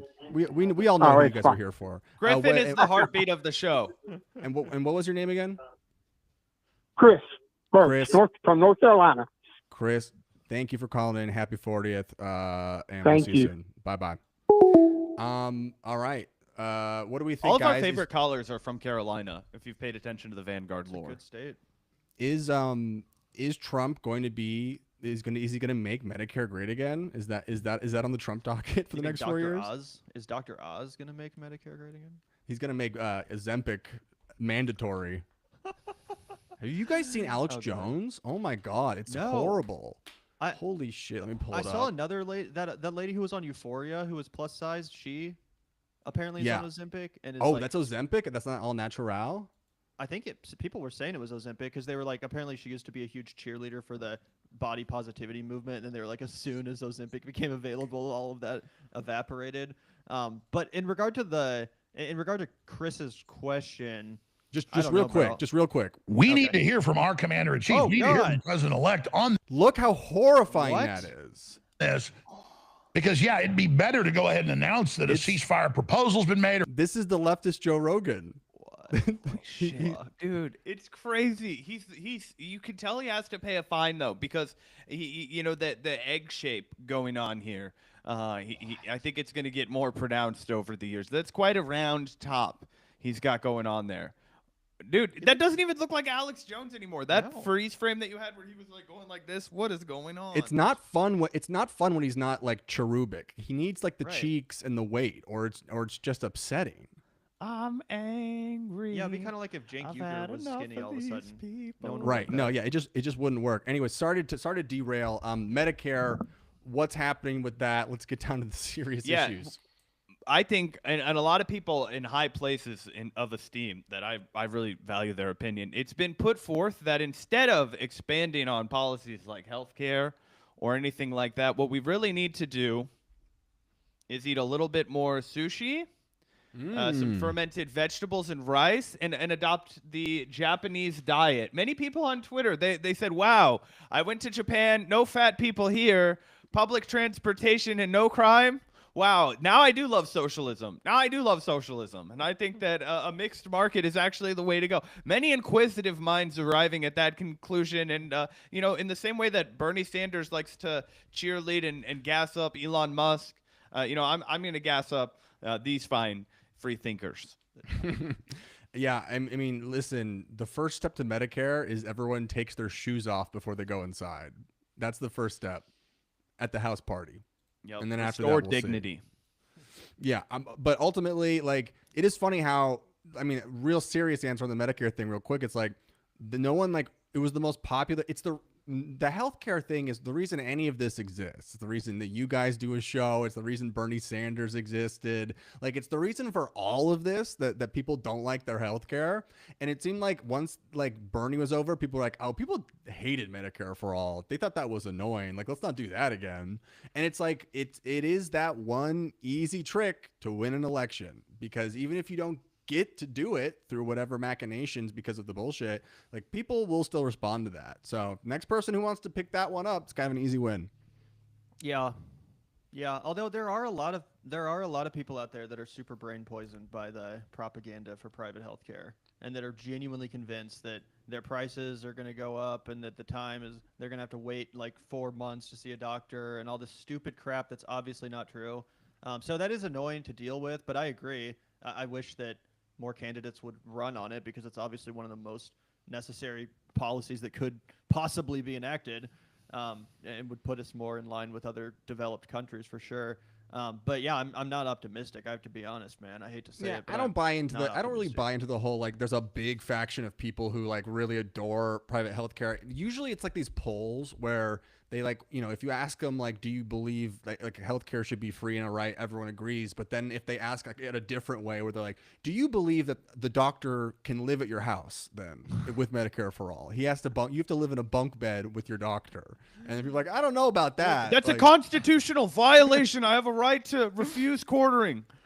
I think what really fucks people is like the idea that their taxes are going to go up or whatever, because they don't realize it'll save them in the long term, and especially if you don't have a health condition currently. Like I'm someone that I'm lucky enough to be in good health right now. I'm not seeing the doctor regularly for anything, so it would be kind of annoying if all of a sudden I was paying more for taxes, but I wasn't actually like, you know, going like seeing the benefits yet. Obviously that would kick in at a certain point in my life and I'd be like, thank fucking God I have this. But I could see if you're just really kind of focused on where you are in the moment and you're like, I'm not old, I'm not sick, like I don't need Medicare, what the hell? I want innovation or some bullshit. There's a lot of people that are capitalist brained as fuck, bro. Like there's so much propaganda online about how the innovation is only driven by privatization, Which is crazy and a lie. Well, obviously, you know it's a lie. But the other thing I would add is that if we're going to accomplish this, I think the first hurdle that we have to address, and obviously Bernie Sanders beat this drum hard for a reason, you're not going to get a single-payer universal healthcare system in America until Citizens United is overturned and you get big money out of politics. And I think once you remove that, you know, the Jenga starts to collapse and you can start to, you know, rebuild with things like a single payer system. But until then, it'll just get squashed and defeated. And then you are going to have to deal with that insane amount of propaganda that Gavin's talking about. And you're also going to have to deal with an insane amount of money being spent to buy the politicians that have to do what we want in order to accomplish that, which will invent a new Joe Lieberman where one does not exist. Yeah. Well, plus, if it's done under right wingers, they're going to just defund it slowly and then make it shitty and turn everyone against it, and then people are just like the NHS, just like the NHS, and then it's a nightmare. But obviously, I hope and fucking pray that at some point in the near future, if not my freaking lifetime, that we at least get a public option, because it's just insanely criminal. It's just insanely inhumane. It's one of the most cruel things that's been normalized in this country, that people are just basically fucked if they're sick. Like it's crazy. I think as the baby boomers start to reach the extreme ends of the geriatric timeline, and we see a lot more boomers that look like Nancy Pelosi and Joe Biden, it may create a catalyst for an expansion of healthcare. But again, what they're going to do is they're going to want it just for old people. We're going to have to figure out a way to negotiate that for everyone. Because what's the age right now where you're allowed to get, you know, some sort of Medicare or Medicaid from the government? It's 65, right? 65, same as Social Security. Okay. But at that point, it's still not probably the best. I don't know. I imagine there would be a lane there to kind of that experience that a lot of those boomers are going to be having, where they're not quite satisfied with their government care. It's like, hey, well, we can make that better. We're the best country in the world. You guys always said we're the best country. We can do anything. Let's make our healthcare the best in the world, and let's make everybody have access to it, et cetera, et cetera. Could be a potential optimistic outlook, but, you know, sounds far-fetched. Well, let's move our outlook over for a second. We're going to end Collins for a sec, because I did want to get your guys' takes. You know, we haven't done the show in 2 weeks, and there's been a lot of Trump admin news. I wanted to go over some of these picks with you guys, some updates on certain ones, because, you know, the first like week and a half, I really, you know, it is my job to cover this stuff, but I really did tune out. I tuned out of all these picks and all the drama. It felt like when there's like a famous e-girl that's having like a mental breakdown on Twitter and is doing like 300 tweets in an hour. I was like, you know what? I'll check back in later once the dust settles. And some of the dust has settled. There are some picks, and I got a list here that I wanted to run by you guys. But of course, you know, we did have to just to warm ourselves up and kind of wet ourselves down a little bit. I did want to start with our boy RFK and his latest campaign ad. Oh, you can't take a shower. I'm doing a video. No. You've got to give me a second. I'm doing a video for Heinz and Young. Okay, this is 60% off. Oh God! I think someone convinced RFK and everyone around RFK that he's like way hotter than he actually is. It's like he's just an old man who's like slightly like he is fit, but you're still an old man, bro. Like no one wants to see your freaking pecs and your abs and your naked body at every opportunity. Like what is with this emphasis on that? Just because he's a slightly more fit old man doesn't make him like he's no JFK, you know. He's not like, come on, bro. In RFK's mind, he's Tom Cruise in Magnolia. Okay, he's just prepared to go out there and he needs the ponytail. Yeah, you know what? It's a different world up here. It's still 1997. You know, he still sees himself as a spring chicken, as like a 55-year-old man. Do people really find this guy handsome though? Is it with boomer ladies? Do they think his voice is this sexy? bullshit thing that happens not just to old guys but all ages. When there's a guy that's like looks like he's a six-pack, but it's just because he's been like squished together. like there's those guys that are like would not actually be jacked if they were like a more normal height. That's one of my perks. You know, that and I lost a kidney, so I've got that line that goes across my stomach. It gives me work at the gym. You know, I'll be like out here. I'll be like, you know, that's up. Sorry, ladies, off the market. You know, but you know, you can look. He was he was hot as a young guy. He was definitely hot as a young guy. That's for sure. I'm sure he was. He's a Kennedy, but this also this does follow my theory that they have some sort of LA open, non-ethical, non-monogamous relation. If their marriage survived the Olivia Nuzzi crap, then I think that's pretty obvious. That was she's like woke. She's like, I got shit to sell. I got promo codes to hawk. Let's get in the shower. Let's rinse you off. I think that's beautiful, actually. You know, I think if you are gonna be, you know, like a freaky sex addict, then find someone that accepts you. You know. Isn't that what we're all looking for? You know what? Somebody just to sell some merchandise while we're in the shower. I mean, it's heartwarming. So that's RFK, but I wanted to get into the main. Sloppy Steve. The main attraction, Sloppy Steve, and our boy Kash Patel, who has just been nominated by Trump. Cash money, baby. Yeah, that's a badass name, Kash Patel. Yeah. Fuck yeah. Yeah, and he's got quite a 100-yard stare to him. I would say he's got quite a stare, and I get some sort of like Harold and Kumar kind of vibes from him, like Escape from Guantanamo Bay, but maybe instead he's like running Guantanamo Bay. I don't know. That's kind of the vibe I get from this guy. Let's playing with fire. Let's hear about him now. Let's hear. Of January of 2025. Do you feel confident that you will be able to deliver the goods, that we can have serious prosecutions and accountability? And I want the Morning Joe producers that watch us and all the producers that watch us. This is just not rhetoric. We're absolutely dead serious. We're not. You cannot have a constitutional republic and allow what these deep staters have done to the country. The deep state, the administrative state, the fourth branch of government, never mentioned in the Constitution. All right, Sloppy. Let's get pretty short in a pretty. He's waxing so hard. Griffin has to cut him. I was cut his mic because he's wow. Not the bench exactly what happened to Dan you know those guys. I'm not going to go out there and say their names right now, so the radical left-wing media can terrorize them. But excuse me, the one thing we learned in the Trump administration the first go around is we got to put in all America patriots top to bottom. And we got them for law enforcement. We got them for intel collection. We got them for offensive operations. We got them for DOD, CIA, everywhere. And the one thing we will do that they never will do is we will follow the facts and the law and go to courts of law and correct these justices and lawyers who have been prosecuting these cases based on politics and actually issuing them as lawfare. We will go out and find the conspirators, not just in government, but in the media. Yes, we're going to come after the people in the media who lied about American citizens, who helped Joe Biden rig presidential elections. We're going to come after you, whether it's criminally or civilly. We'll figure that out. But yeah, he's going to show up to your guys' houses. Is he going to encourage the pardoning of QAnon shaman? Yeah, that will be the ultimate test. He might get a cabinet position. Talking about like MSNBC people. Yeah, like is he going to take Morning Joe out? Morning Joe already went to Mar-a-Lago. Terrorist. Yeah, well, I mean that's why some people speculated that Morning Joe did go to Mar-a-Lago because, like, and I mean honestly, if you want to give a little bit of credit to these idiots, you know, if they actually genuinely do believe he's a fascist and they actually are scared about him doing that, then I guess that would be the selfish way to go about making sure that you're safe, is kissing up to Donald Trump in the case of people like Joe and Mika. So I guess that makes it more understandable, but still cowardly, obviously. I mean, if I was them, I just would have moved to frickin' Portugal or something. Be like, bitch, you can't get me over here.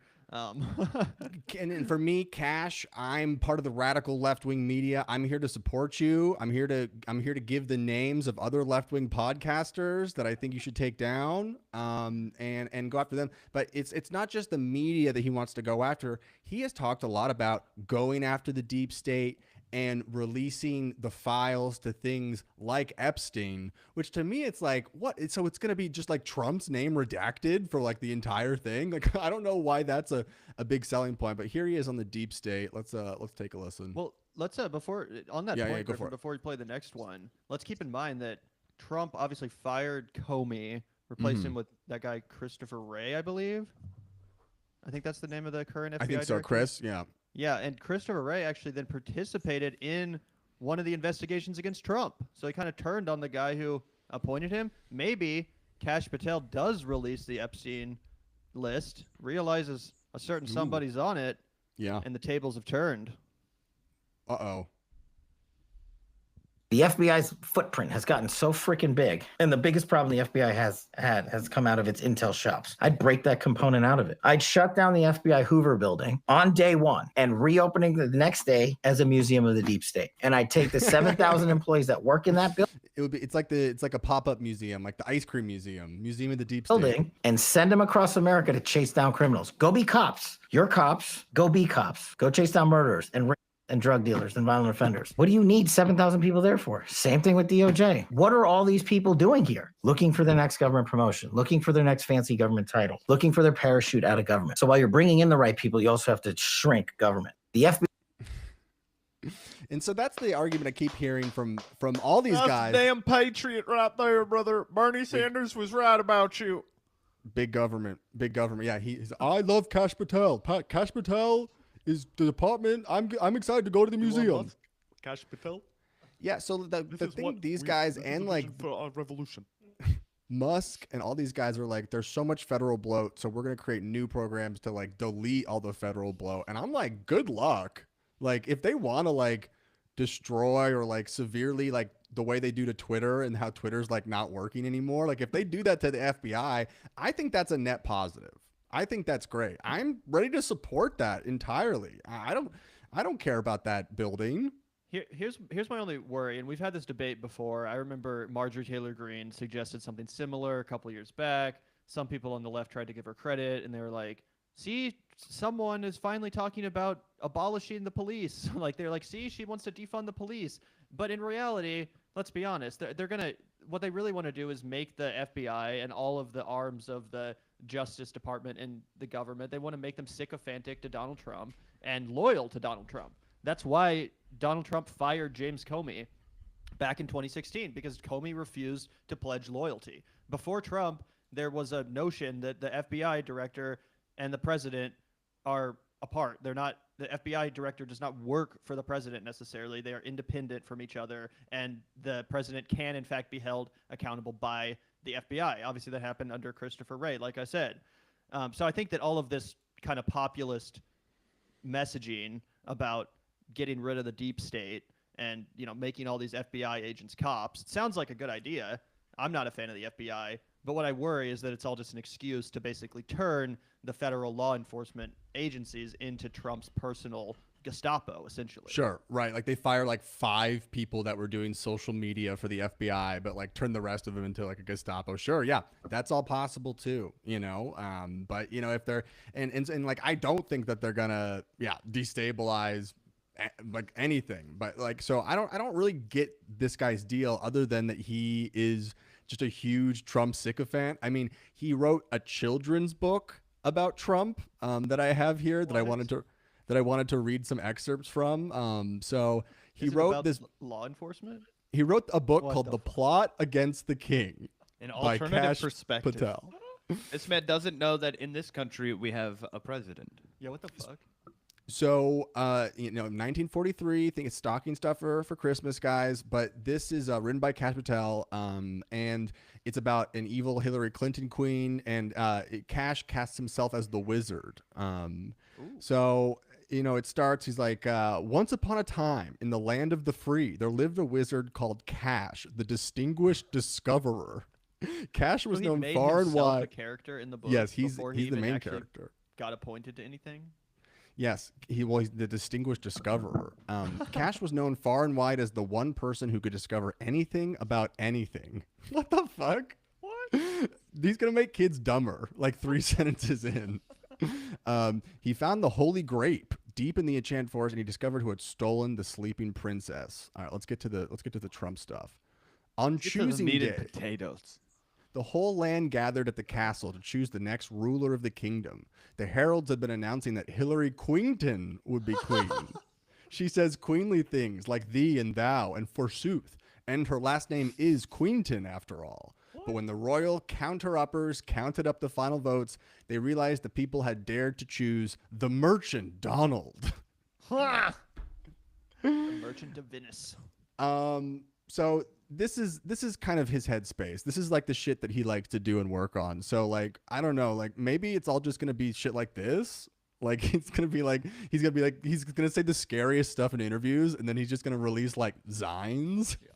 Well, that's kind of the most optimistic outlook I think we can all have on the Trump administration, is that like, they did talk about locking up Hillary last time, didn't do that shit. It's very possible that in the same way, these guys are all just really goofy losers that like to talk a big game. But in reality, they're even if they want to get some of this stuff done, you actually have to try in Washington to get shit done. That's the thing. It's like, even if you're in charge, you can't just snap your fingers and assume that everyone's going to follow your orders. There actually has to be a plan. There actually has to be effort.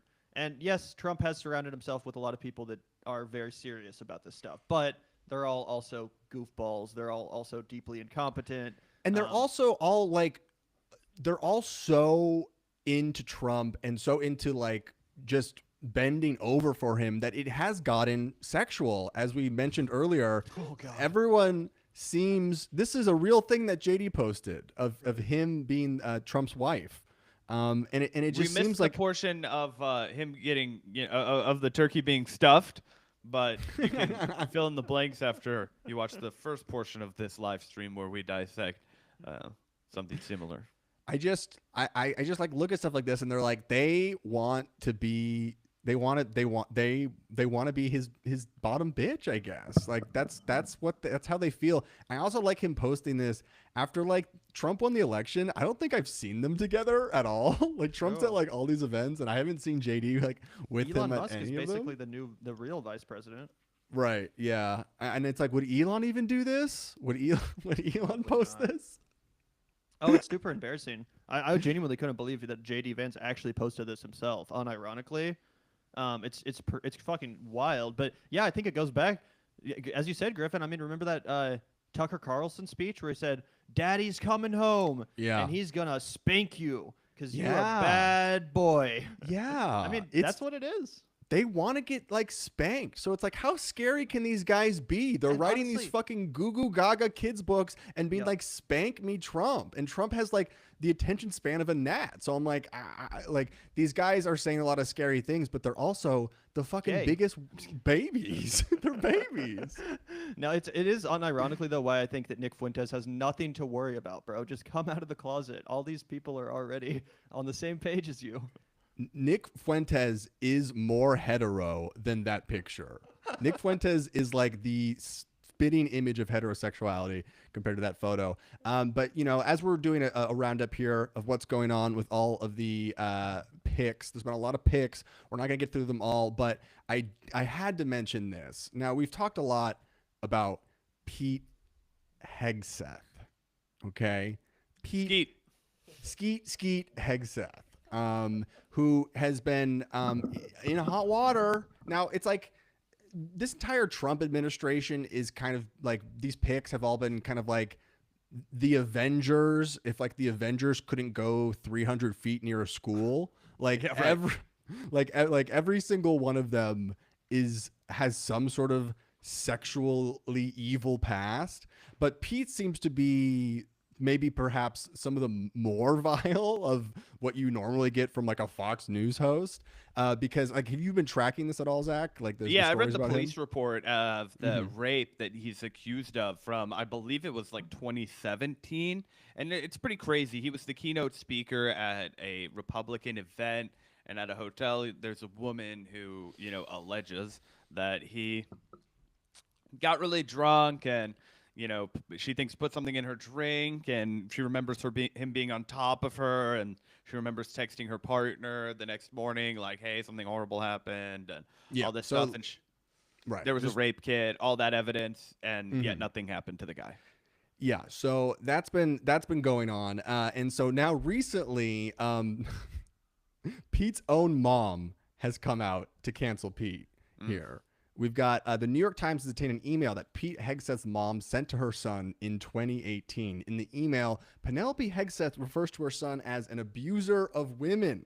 In an interview, Penelope Hegseth says she regrets sending the email to her son. Wow, we all regret some emails. But this is not just Me Too. This is Mom Too. This is the next level. You've been Mom Too'd. Has a mom ever come out like this before? I mean, I think this is new ground. I mean, the mom has come out on behalf of their child before. We heard from Tara Reid's mom, but we haven't heard from Bill Cosby's mom never got the chance to advocate for her poor son. We never heard from Woody's mom either. So that's a great tragedy. That was a robbery. That was a miscarriage of justice. You know, we didn't give the moms the opportunity to weigh in. But it does count for something if your own mother is like, I raised him, I birthed him, he came out of my vagine, and I still think he's a scumbag. I think I might have accidentally spawned Satan. Whoops. Yeah. Imagine your mom calling you out just for any reason. For being an abuser, though, for of any women. reason. I know, Imagine but just being a public figure and like, oh, you see the article, oh, my mom has weighed in. Fuck. Eminem was able to turn it into a positive thing. Pete Hegseth, on the other hand, this is a strike. And I want to put all my cards on the table. I actually know Pete Hegseth's brother, and Pete Hegseth's brother he's a very nice guy. It's a very nice family. And do you know his mom? I've only met Phil, but Phil's great. I love Phil, and it was hilarious. I'll put it on the table here. When I heard Pete got the nomination, this is funny. I texted Phil and I was like, "Congratulations to you and your family," and I said, "Don't forget to laugh along the way." And this was before I knew anything. This was before I knew a response. Any of this. Of course I did. Yeah, he's like, "Oh yeah, thank you, sure, whatever." Yeah, but so he doesn't think his own brother is a scumbag. It's just the mom. No, I'm not saying any of that at all. I mean, he's not gonna. What's he gonna say that to me in a congratulation text that I sent I don't know him? How close of friends you guys are. I mean, if I had a piece of shit brother and someone was like, "Hey, I'm glad that this piece of shit brother you have is now in a position of power," I might say something. I don't know. Well, it turns out my text was very poignant because it was very open-ended. I said, "Don't forget to laugh along the way," and that's still my advice for Phil. You know, but it is. We'll see. Do you think this will sink old Petey? At this point, I don't know. I mean, they already got Matt Gaetz to drop out, right? I'm wondering if Pete slides through. Also, it does look like from context, I'm able to decipher that his mom called him out for being rude as fuck to his ex-wife, something like that. No, she divorced him. A second email has dropped. No, you just said you put that email on screen and it referenced Samantha. I was trying to figure out who Samantha was. It looks like that was his ex-wife, and it looked like the timeline lines up. She filed for divorce right around the time that the alleged rape would have happened. So just for people who are keeping score. For all you scorekeepers, for all your mom twos. So that's Hegseth. They're going to work that out. There's a few other things going on. And I wanted to get Zach's take on this as someone I know. Zach, you're deep into understanding crypto and debanking, and I wanted to kind of end on that story here with Mr. guy. Egghead. Oh, God. With Mr. Humpty Dumpty, who I guess is been debanked. For every debanking, his head has grown 2 inches. I have not seen him from this angle. This is his main angle. I had to Patriot fact check to see if this was altered at all. No, this is what he paid for. But Mark Andreessen has been going on and on about debanking and the deep state and how the Consumer Financial Protection Bureau. Yeah. Oh shit! I don't even think I have the clip. Fuck! I don't have the clip. The one on Joe Rogan. Yeah, it's a Joe Rogan. Maybe we can pull it I up. might but have it if you want me to send it to you or send it. Yeah. Or maybe Zach can present it. But at least if it's the one on Joe Rogan, I have that. But all these guys are talking about debanking and how they've been debanked, and then it's like, what have you been debanked for? And they're like, well, we wanted to basically do the black market with crypto, like have no one like is using crypto for anything but weird ass shit that other people don't want to get involved with. And they're like, oh, actually, we should be allowed to do that. While you get that up, a little more flavor on Mark. He has been reading a lot of Hitler lately. He talked about how he's been reading like 7 different books on Hitler. And listen, I love reading about all sorts of bad guys, but I think you got to spread them out a little bit. I think reading them all back to back might imply darker intentions. Yeah, so I haven't watched the guy on Rogan, but here's the clip that came up first. We'll see if this is the one you guys are talking about. What are the steps where things go Yeah. horribly wrong? Yeah, no, that's right. And how can we recognize those? Because those steps have taken place multiple times in history, in recorded history. We know about them. So like if we see them happening today, maybe we should stop it and nip it at the bud. What better way than to read about when it already happened? Yeah. What are my observations? This is him on Hitler. It's about people talking. Oh, nice. Consumer Financial Protection Bureau I just sent you. That's the one that a lot of people were outraged by because he completely distorts the purpose of the Consumer Financial Protection Bureau. And For like it is time to carve this government back in size and scope. It's time to take the overall. You can talk about distribution of taxes, but it's time to take the overall tax load down. It's time to take the spending down. It's time to get the government out of the position of deciding who gets money. It's time to unleash economic Convenient growth. for a rich ass. Well, Elon explained that there's more agencies than there have been years of the United States. Correct. Yeah, 450 federal agencies. And That's such an 2 new ones. arbitrary fucking thing, dude. What the hell is it? Okay, well, there's also 750 military bases. Okay, let's start with that. Year. And then my favorite twist is we have this thing called independent federal agencies. So like, for example, we have this thing called the Consumer Finance Protection Bureau, CFPB, which was it's sort of Elizabeth Warren's personal agency that she gets to control. And it's an independent agency That she gets that to just gets to run. personally control. Queen Elizabeth. It worked so well for her. She used it all the way to crawl to the White House. Wait, no. Gonna do And by the whatever way, it wants. It's all projection because the stupid Doge is the actual independent agency that unelected bureaucrats get to control. Elon Musk and Vivek Ramaswamy, who were not elected by the people, and that actually is a bullshit independent agency that's not constitutional. It's not legit at all. But this guy wants to act like that's the case for the CF, whatever the fuck. And Elizabeth CFPB. Warren wants to shrink this guy's head, okay? And he's like, fuck no, okay? Elizabeth she's a tyrant. Right. And if you read the Constitution, like there is no such thing as an independent agency. And yet there it is. What are militias? What does her agency do? Whatever she wants. What does it do, though? We basically terrorize finance. See, this is how you can tell the guy's full of shit. And if Joe Rogan wasn't an idiot, he would be like, clearly you're letting your own personal emotions dictate your feelings about this. And that's not an accurate depiction of what it is. Jamie, could we get you to pull up what the government says it is? Financial institutions prevent fintech, prevent new competition, new startups that want to compete with the big banks. Really? Oh yeah, 100%. How so? just by terrorizing anybody who tries to do anything new in financial services. And can you give me an example? Well, I guess debanking.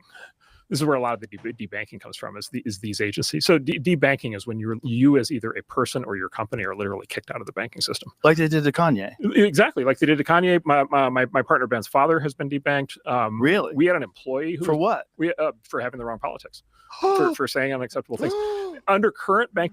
Isn't that terrifying, Griffin? I had no idea that all of us are in danger of being debanked at a moment's notice if we just have the wrong take.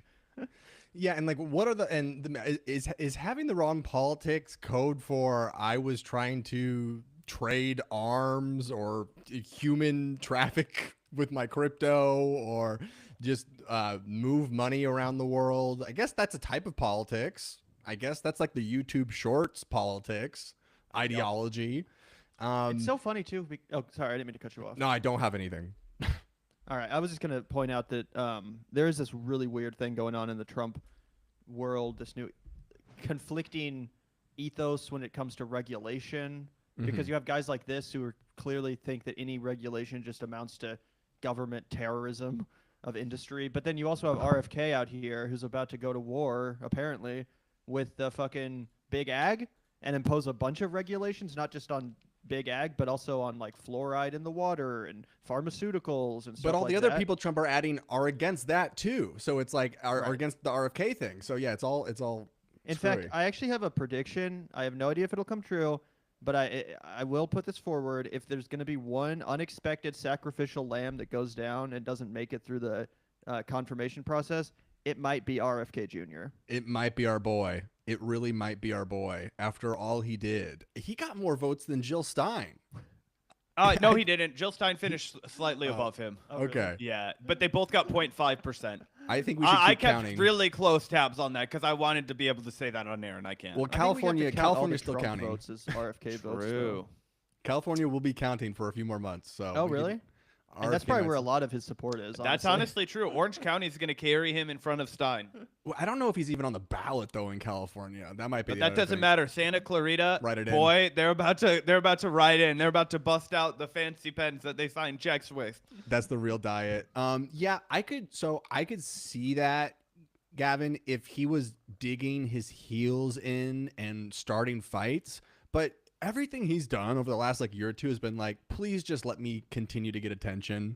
And so I think he would rather, after he bent the knee and ate McDonald's, I think there's nothing about his ideology that he'll stand up for other than staying on camera. Kennedy. I'm a Kennedy.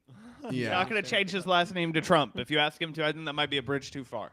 But I did just see I don't know if it was bullshit, but I did see a statement that was RFK and the Trump administration declares that they will be removing cane sugar from Coca-Cola. And it's that is not as easy as that sounds. You have no idea how powerful the corn lobby is. The corn lobby is more powerful than the fucking president. You know what I'm saying? And right. High fructose corn syrup exists for a reason. It's to enrich all those bastards in Iowa, all these farmers. You know what I'm saying? That's a powerful force in American politics. And and a lot of those senators are in the pocket. All these freaking Chuck Grassley's and all these losers.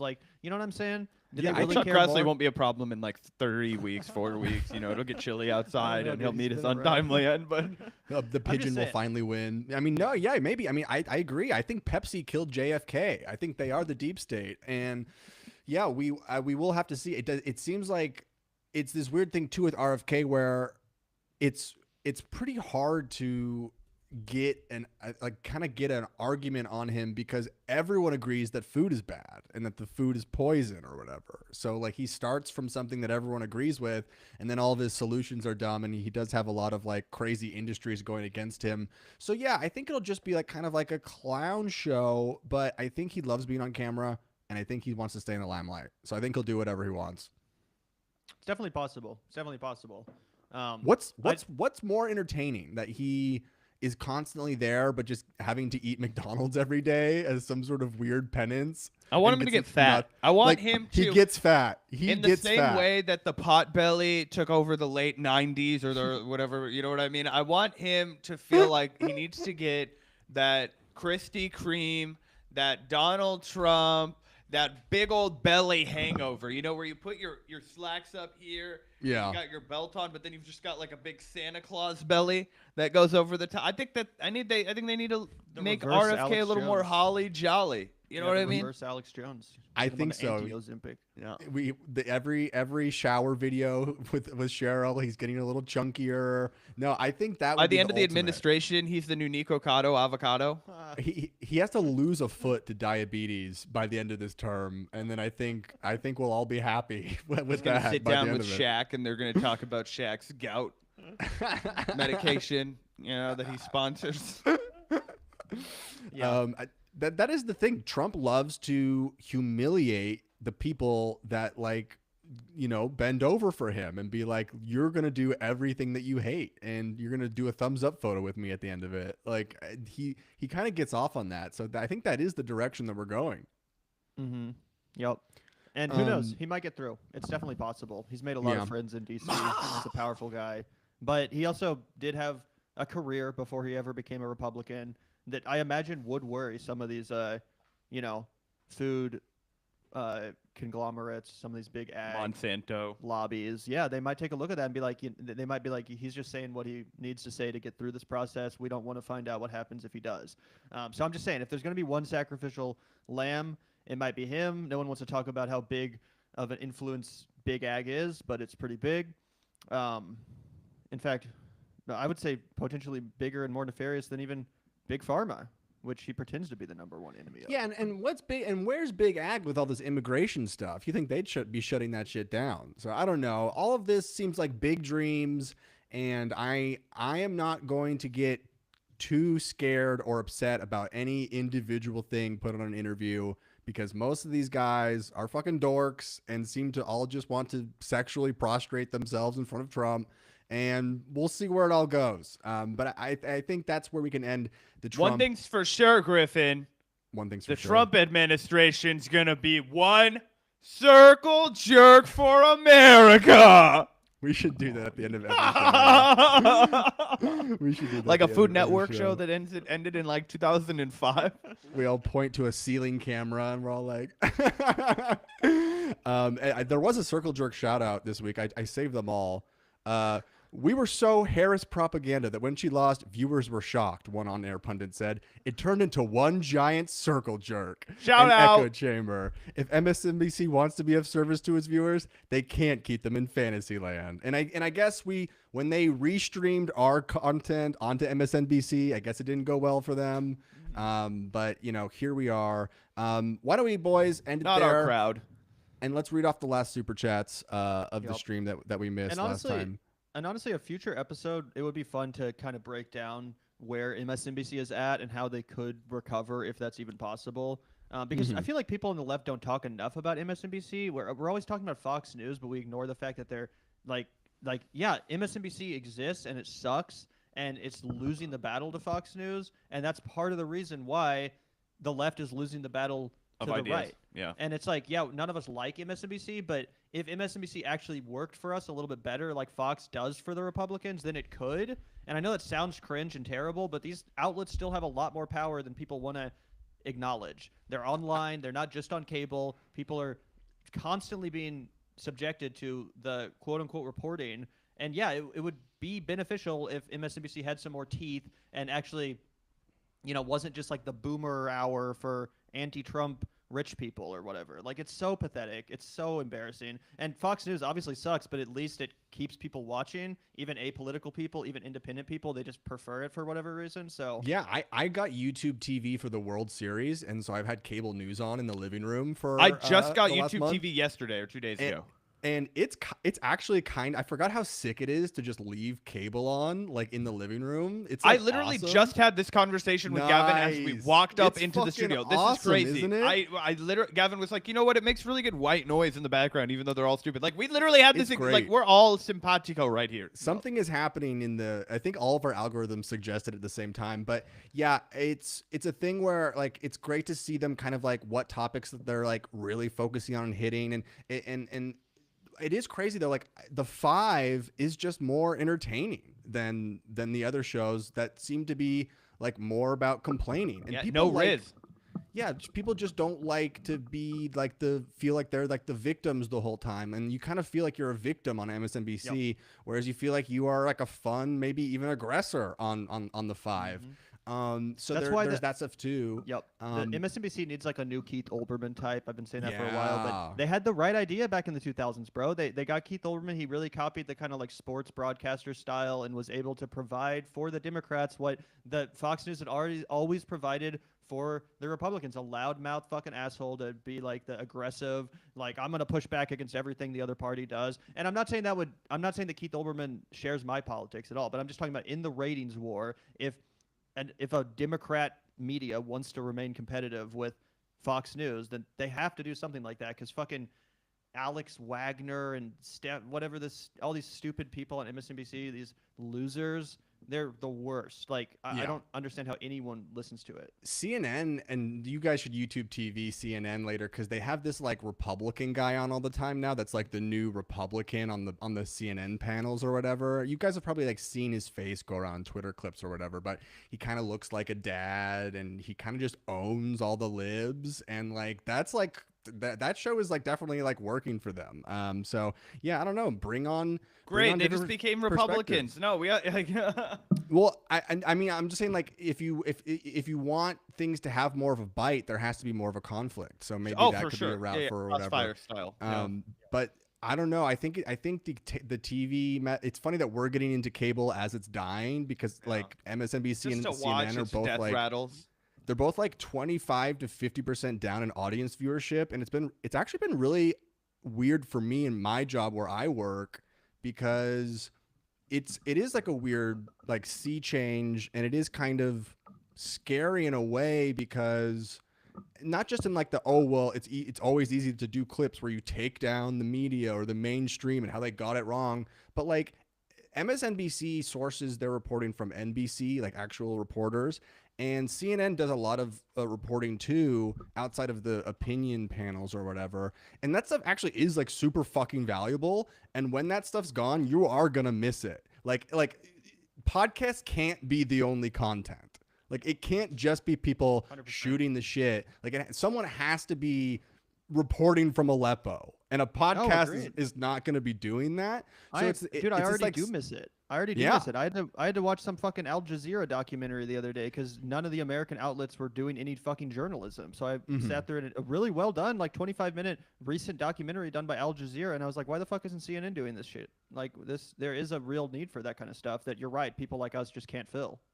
Yeah, and so like I'm actually really, because I'm technically at my job I'm on the fucking lifeboat as the Titanic's sinking. Like I'm in the good area of where things are going, but like I don't like that it seems like there's not going to be any reporting anymore or anything like that. And I think that's like more scary to me than like any of the Twitter or the censorship or any of that stuff. Like this idea that there's just like not news anymore, like, or that it's not profitable to do news is for me like the long term, like that's really upsetting for some reason. Yep. And did you see that Rogan clip going around where Rogan's like, X is the most reliable source of news? Like that, like he was like, we trusted the journalists for long enough, and they told us bullshit too many times, so now we're done with it. We're done with your news. We're done with your reporting and journalism. And we're finding out what's real.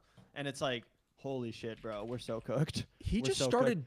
Did you notice that he started tweeting again? Like he hadn't been tweeting for years. Dude, and he's now, on the payroll of Elon Musk. He's 100% getting paid by Elon Musk. Why? He doesn't need money. Well, then why the fuck is he prostituting himself out to this guy?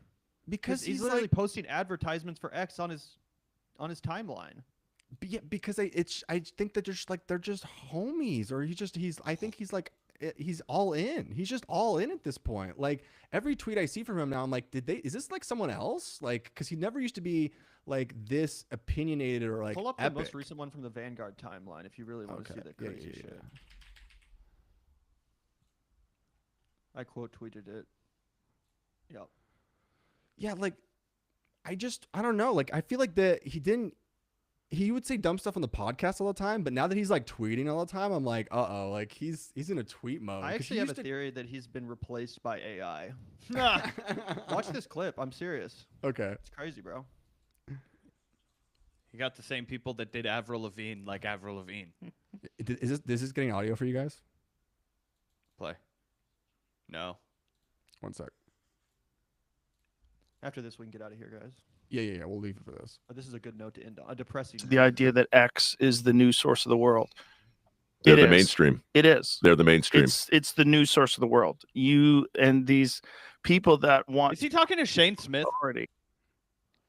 We'll see on the cutback. And say, no, you're not. You're goddamn it. You're not a journalist. You're not this. That. You guys fucked us too many times. Yeah. And we don't believe you anymore. And so the only way for us to find out what's real and what's not real is someone posts it online and then everybody looks at it and then you get the community notes.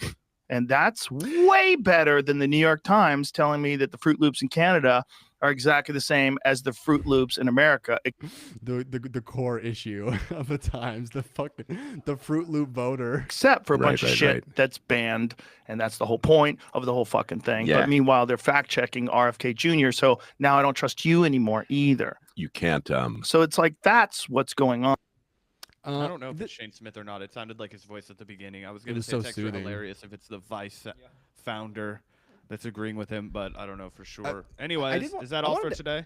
Yeah, so go ahead. because I haven't talked to you guys in a few weeks. I did want to just ask you on our way out, like, what do you think about how triggered Kyle Kalinske is with Joe Rogan? Because he's been going kind of to war with him, and I saw like Joe Rogan like do a quote tweet being like, "Oh, he was like a former podcast guest." Did you see that?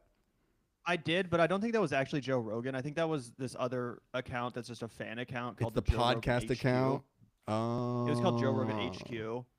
And we would have been on that shit if Joe had actually responded. Trust me, I'm waiting for the moment that happens.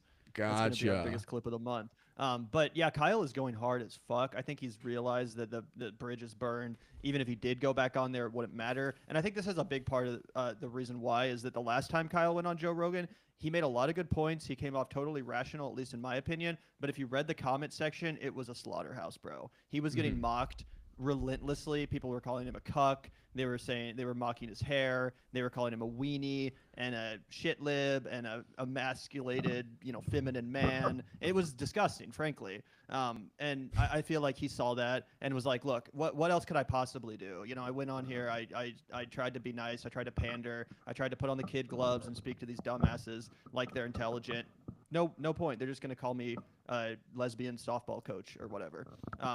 And I think that probably got to him. And he's like, fuck this guy. You're a piece of shit. You're not going to stick up for me. You're not going to stick up for my ideas that I've explained to you like you're a 5-year-old. You're just a fascist. So fuck you. That's kind of the vibe I get from him. And I kind of rock with it because for a while Kyle did defend Joe against somewhat legitimate criticisms, I would say. So, I think he feels like he has to do it for that reason too.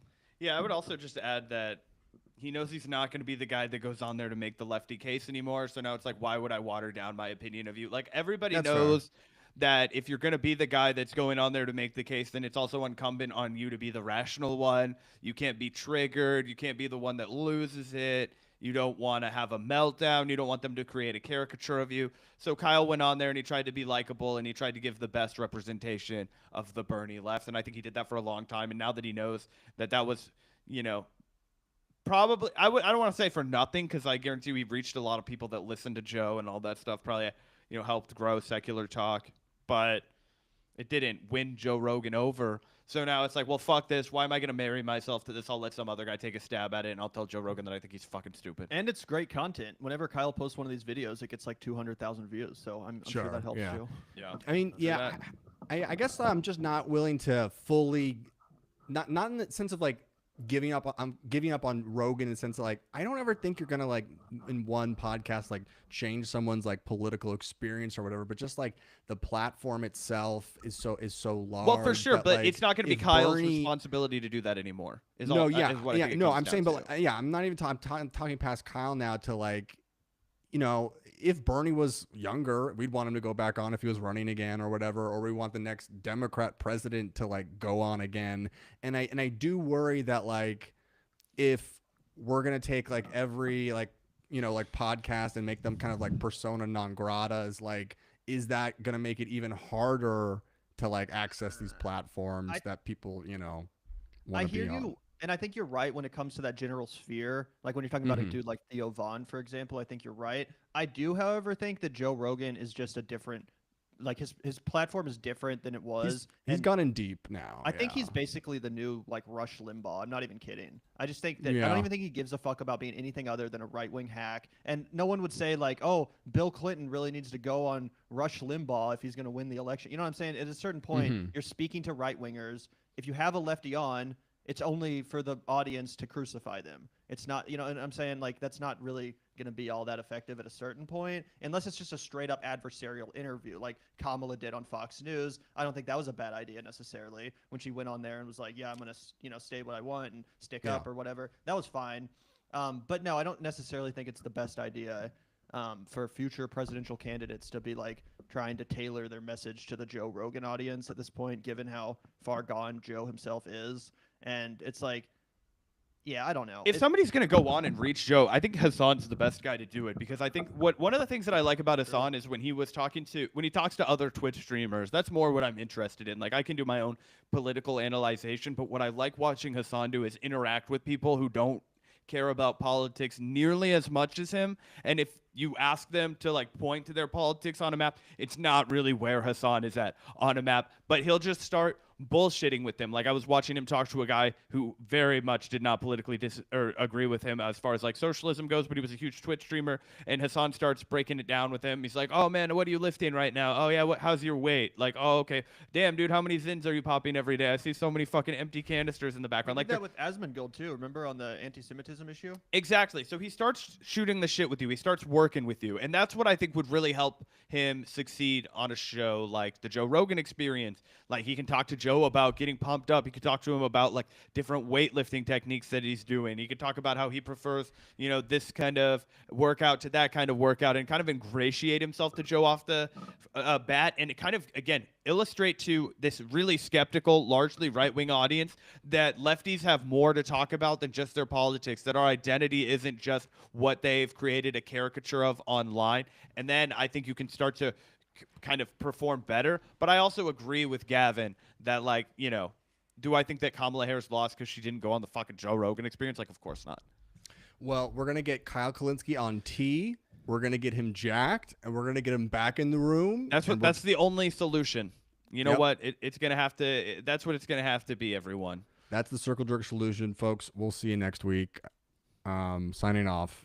Yeah, Gavin, Bye-bye. you know what? He was like, you know what? I want to be the first one to get the fuck out of here. I'm tired of you fucks. There should be more Irish exits from podcasts. Honestly, for sure. All right, we're off. Good job, dude. Great show today. Let me end the stream.